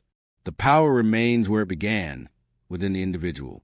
This internal focus also explains why Freemasonry resists urgency. Modern culture rewards speed, quick results, immediate impact. Freemasonry moves slowly by design. Advancement is symbolic, not competitive. There is no prize for arriving early. The journey matters more than the destination, not as a cliché, but as a structural reality. This slowness frustrates those who expect outcomes. It also protects the tradition from becoming ideological. Ideologies demand expansion. They seek converts. They measure success numerically. Freemasonry does none of this. It does not need to grow to justify itself. It needs only to remain coherent for those who choose to participate. The idea of secret power collapses completely when viewed through this lens. A tradition focused on self-regulation has little interest in regulating others. In fact, one of its central assumptions is that individuals who cannot govern themselves are unfit to govern anything else. This belief runs counter to most conspiracy narratives, which imagine power flowing outward from hidden centers. Freemasonry reverses that direction. It assumes that any meaningful influence must begin internally, that ethics without self-discipline are hollow, that authority without reflection is dangerous. These ideas are not revolutionary. They are ancient. They are also deeply inconvenient. In a world where influence is measured by visibility, internal discipline looks like absence. In a culture obsessed with performance, quiet consistency looks like inactivity. This misalignment fuels misunderstanding. What cannot be seen is assumed not to exist, or worse, to be hiding something. Yet the individuals who remain committed to Freemasonry often describe its value in modest terms. It gives them a pause in the week, a reminder to listen more carefully, a space where the loudness of the world recedes. These descriptions lack grandeur, but they are telling. The secret power, if the phrase must be used at all, lies in this ability to slow the individual down, to interrupt automatic behavior, to insert reflection between impulse and action. This is not mystical. It is psychological, and it is rare. Modern life leaves little room for such interruption. Decisions are made quickly. Opinions are formed instantly. Reactions are broadcast before they are examined. Freemasonry stands almost alone in its insistence that something should not be rushed. That understanding takes time. That character cannot be optimized. This insistence does not make its members superior. It does not guarantee wisdom. It offers no immunity from error, but it creates a habit of returning to first principles, of asking not only what could be done, but what should be done, of measuring success not by outcome alone, but by conduct. Identity shaped in this way becomes quieter, less performative, less dependent on recognition. This, too, is easily misunderstood. There is a reason stories of hidden orders and secret knowledge never seem to fade. Even as technology exposes more of the world than ever before, the fascination with what lies beneath the surface grows stronger, not weaker. This is not an accident, and it is not unique to Freemasonry. It reflects something deeply human, a longing for depth in a world that increasingly feels flat. From ancient myths to modern films, secret societies appear again and again, wearing different names but serving the same psychological function. They suggest that reality has layers, that meaning is not exhausted by what is immediately visible. In times when life feels mechanical or overwhelming, this idea offers comfort. It whispers that there is order beneath the chaos, intention beneath the noise. Freemasonry became one of the most enduring symbols of this longing, not because it advertised itself, but because it refused to explain itself fully. Silence creates space, and space invites imagination. When an organization does not narrate itself constantly, others will do it for them. But the fascination goes deeper than curiosity. Secret societies represent initiation, the idea that understanding must be earned. In a culture that increasingly emphasizes access and immediacy, the concept of gradual revelation feels both archaic and alluring. It suggests that not all knowledge can be downloaded, not all wisdom absorbed instantly. This idea resonates especially during periods of uncertainty. When social structures shift rapidly, people search for anchors. Traditions that appear ancient and continuous offer stability. Even if misunderstood, they feel grounded. Freemasonry's age alone gives it weight in the collective imagination. There is also a psychological appeal in belonging to something selective, not in the sense of superiority, but in the sense of commitment. Joining a secret society suggests willingness to invest time, patience, and effort. It implies seriousness. In a world saturated with shallow affiliation, depth becomes attractive. Yet, fascination often blurs into projection. What begins as curiosity can turn into suspicion. The same secrecy that comforts some unsettles others. The unknown can feel like a promise or a threat, depending on one's relationship with uncertainty. Freemasonry sits precisely at this intersection. For some, it represents continuity, discipline, and quiet reflection. For others, it becomes a symbol of exclusion, manipulation, or hidden privilege. Both reactions arise from the same source: distance. Distance allows imagination to fill gaps. It replaces complexity with narrative, and narrative, once established, resists correction. The fascination with secret societies also reveals a tension between individuality and belonging. Modern life emphasizes personal identity, yet often leaves people isolated. Secret societies promise community without exposure, connection without constant performance. They suggest a form of belonging that is private, protected, and intentional. This promise is powerful, especially in an age where social identity is increasingly public and transactional.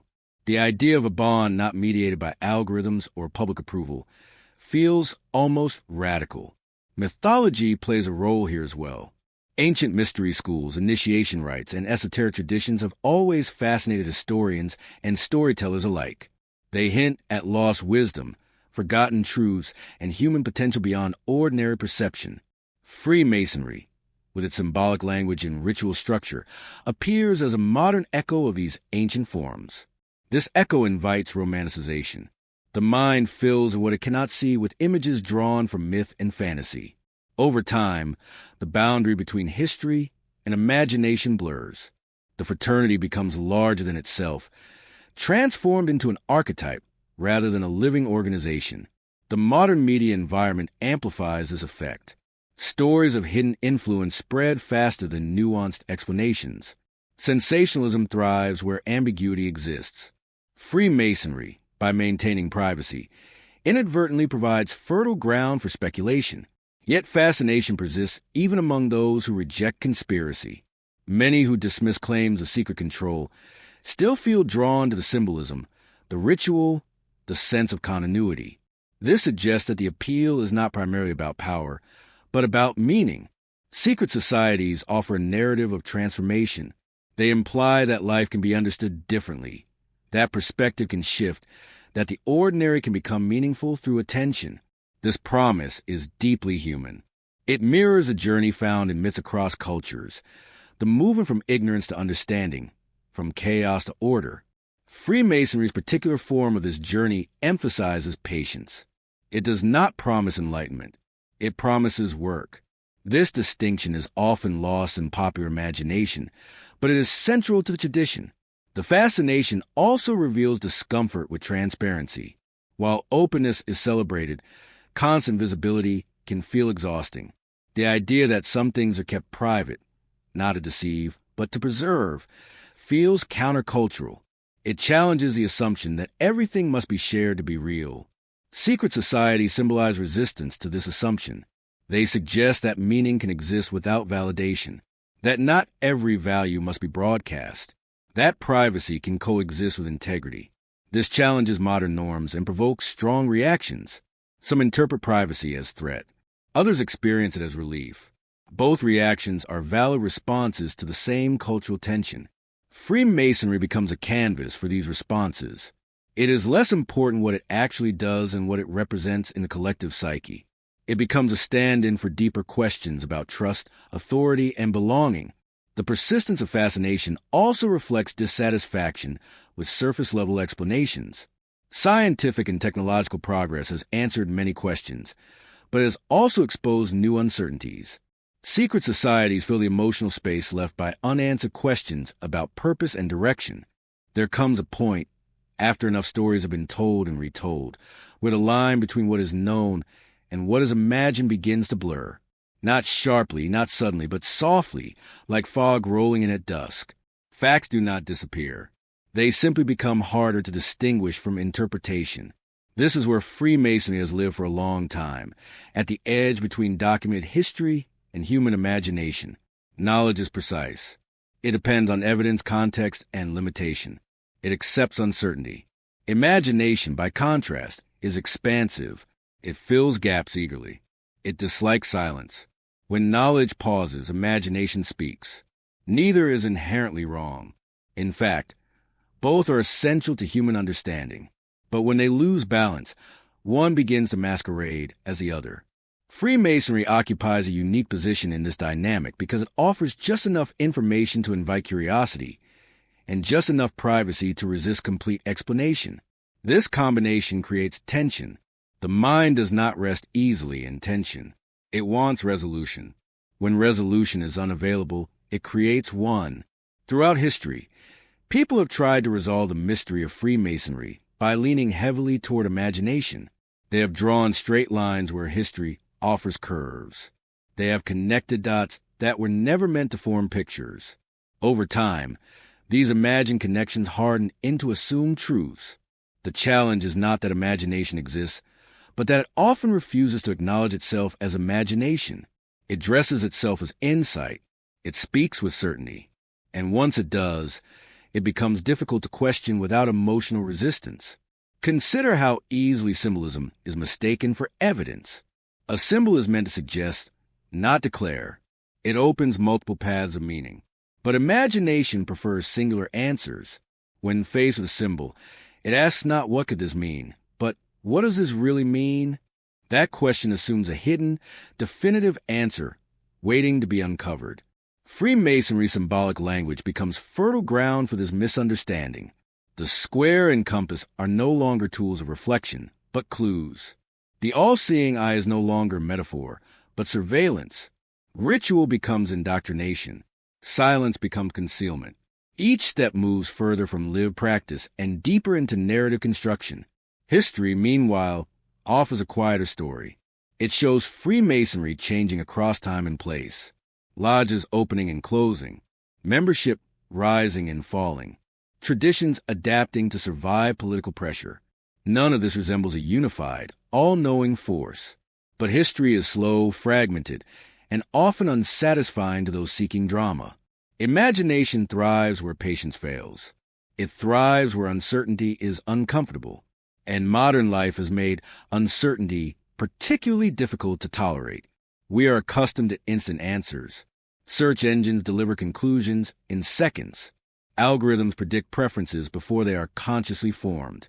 In such an environment, ambiguity feels like a flaw rather than a condition of reality. Freemasonry refuses to resolve itself quickly. It does not provide a summary that satisfies all curiosity. It does not package its meaning neatly. This refusal feels out of step with modern expectations, and so imagination steps in to compensate. But imagination is shaped by fear as much as curiosity. When people feel excluded from understanding, they often assume exclusion is intentional. When they feel powerless, they imagine power elsewhere.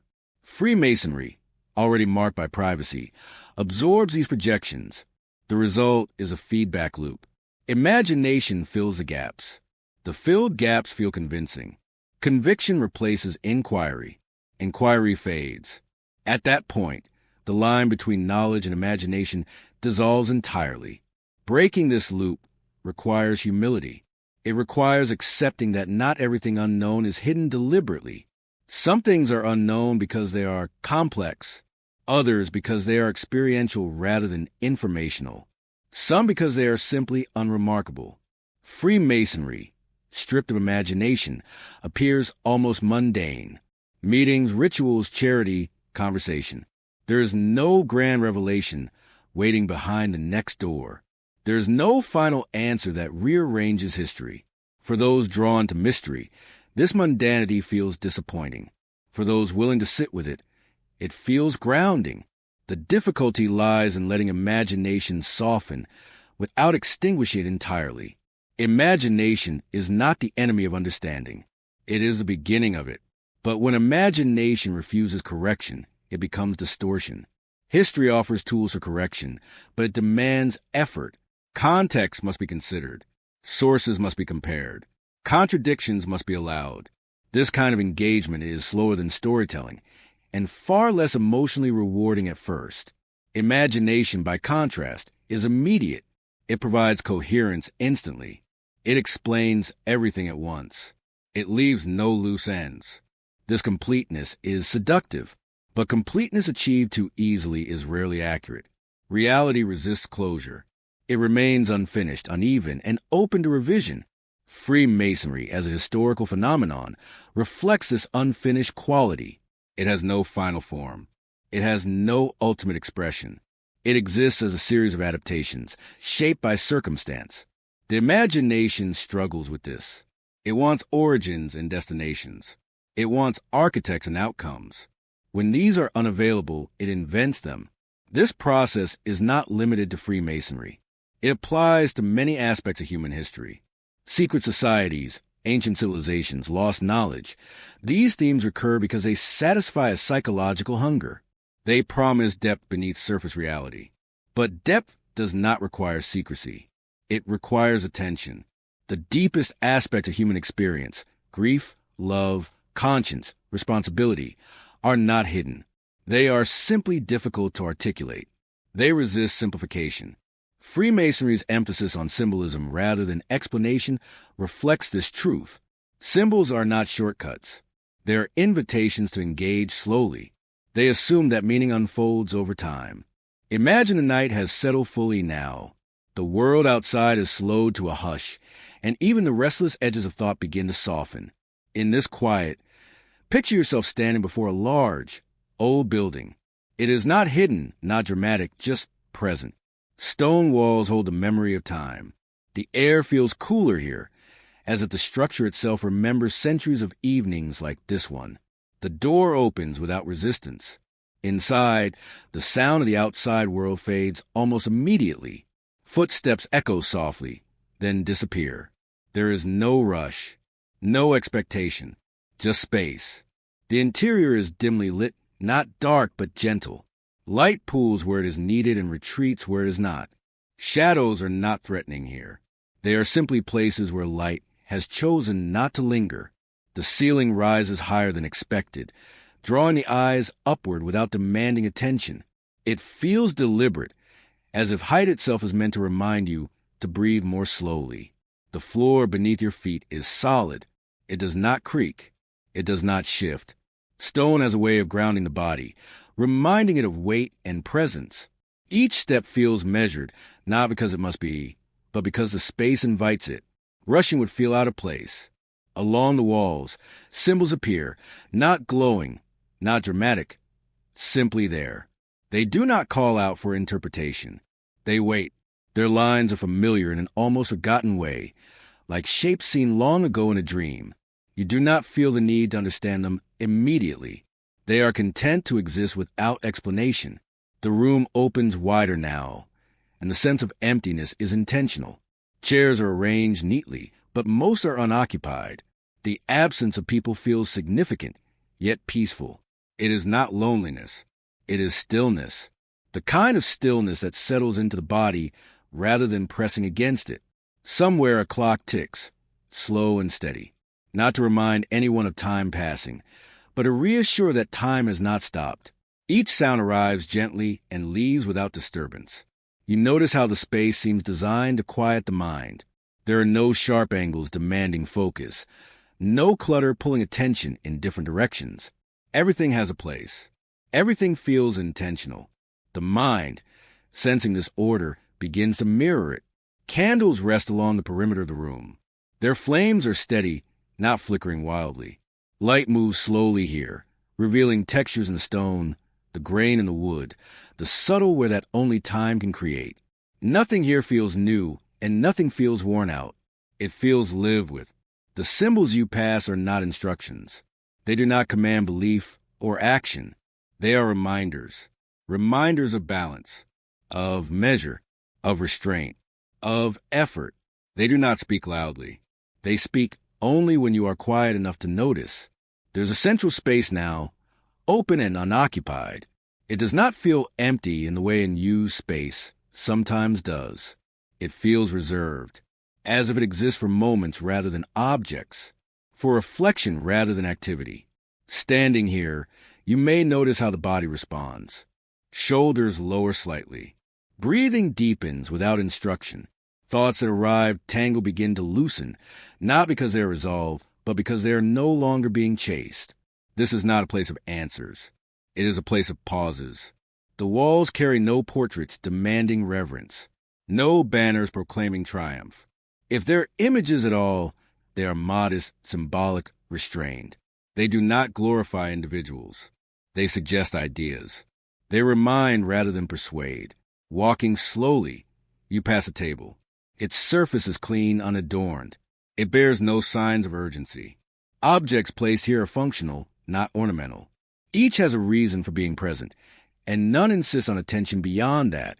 You realize that the quiet here is not accidental. It is cultivated. This is a space built to hold silence comfortably.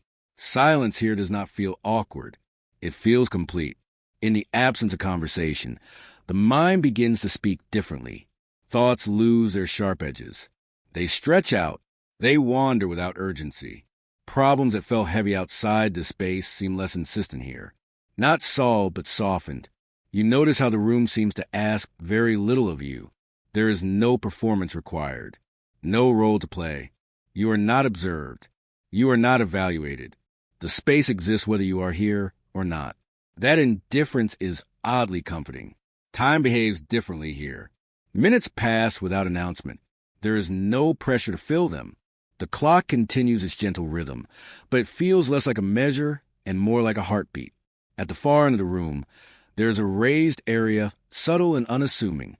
It does not dominate the space. It simply marks a point of focus when needed.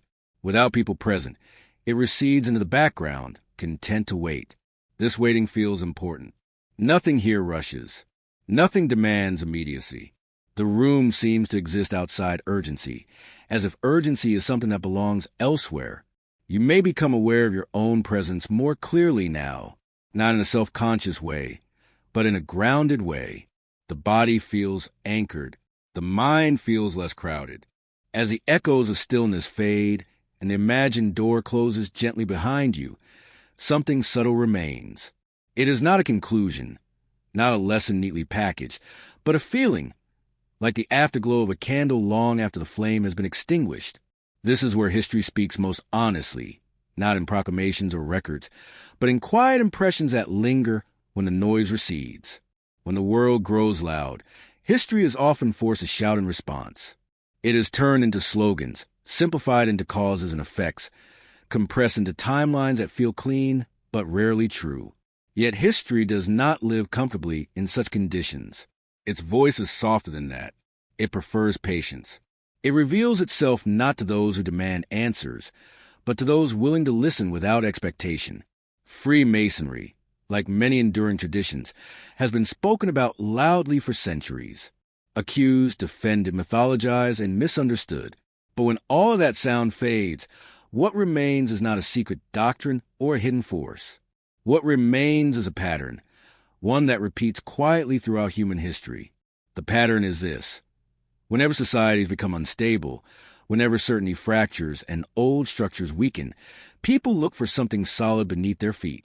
Sometimes they find it in faith, sometimes in ideology, sometimes in blame, and sometimes they find it in traditions that move slowly enough to survive the storm without reacting to it. History whispers that endurance is not always a result of power. Often, it is a result of restraint. Empires rise loudly and fall loudly. Revolutions announce themselves with urgency and fire. But what endures across centuries is rarely dramatic. It is habitual. It is practiced quietly, repeatedly, often unnoticed. The most influential forces in human history are not always those that change the world overnight, but those that shape how individuals move through it day after day. When we step back far enough, the question of Freemasonry's power begins to dissolve, not because it has been disproven, but because the question itself no longer fits. Power implies direction, control, outcomes. History, when listened to closely, suggests something different. It suggests influence without command, continuity without dominance. Think of how values persist, not because they are enforced, but because they are practiced. Honesty survives not through laws alone, but through habit. Responsibility endures not through fear, but through repetition. These qualities do not need institutions to impose them. They need environments that remind people of them. Freemasonry has functioned as such an environment, not universally, not perfectly, but consistently enough to endure. When historians search for dramatic interventions and find none, they often assume absence. But influence does not always leave marks on maps or monuments. Sometimes it leaves marks on character. History whispers that the most difficult changes are internal. Societies may legislate behavior, but they cannot legislate conscience. Traditions that speak to conscience operate on a different timescale. They are slow. They are resistant to measurement. They frustrate those who seek proof. This is why Freemasonry feels elusive when examined through the lens of control. It does not behave like controlling institutions behave. It does not expand aggressively. It does not centralize authority. It does not enforce ideology. These absences are often mistaken for concealment, but they may simply reflect a different orientation. The quiet lesson history offers here is uncomfortable. Not everything that lasts is effective in the way we expect effectiveness to look. Some things last because they do very little, very consistently. Freemasonry has survived periods of intense persecution and long stretches of irrelevance. It has been banned and ignored. Both conditions should have ended it if it were dependent on power. Instead, it persisted in small pockets, carried by individuals who found personal meaning in it. Even when public meaning evaporated, this persistence suggests something important. Institutions built on control require constant reinforcement. Institutions built on voluntary commitment endure unevenly but deeply. They shrink, adapt, and sometimes nearly vanish, but they do not collapse entirely. History whispers that what survives without force deserves attention, even if it resists explanation. There is also a quieter warning embedded in this whisper. When we mistake loudness for importance, we overlook the forces shaping us most deeply. When we chase spectacle, we miss structure. When we demand clarity at all costs, we trade understanding for certainty. Freemasonry's long presence in the margins of history reveals how easily we misread what does not announce itself. It becomes easier to imagine secret dominance than to accept quiet continuity. One feels dramatic, The other feels mundane. But history, when stripped of drama, is mostly mundane. It is people showing up, repeating practices, passing on habits, forgetting and remembering, losing and rediscovering meaning. The whispers of history remind us that myths flourish where listening fails. When we do not slow down enough to hear nuance, imagination fills the silence. And imagination, once activated by fear, rarely stops at moderation. The enduring myths around Freemasonry are less about the fraternity and more about how humans relate to uncertainty. We prefer stories with villains and architects. We struggle with systems that lack visible leadership. We feel uneasy when meaning is decentralized. History whispers that decentralization is not weakness. It is resilience. Centralized power draws attention and opposition. Decentralized practice survives quietly. It adapts. It waits. It does not require defense because it does not require conquest. Freemasonry's greatest misunderstanding may lie here. It is assumed to be a system of influence when it is closer to a system of maintenance. Maintenance of certain values. Maintenance of certain forms of reflection. Maintenance of spaces where people slow down. These spaces are increasingly rare. Modern life leaves little room for intentional pause.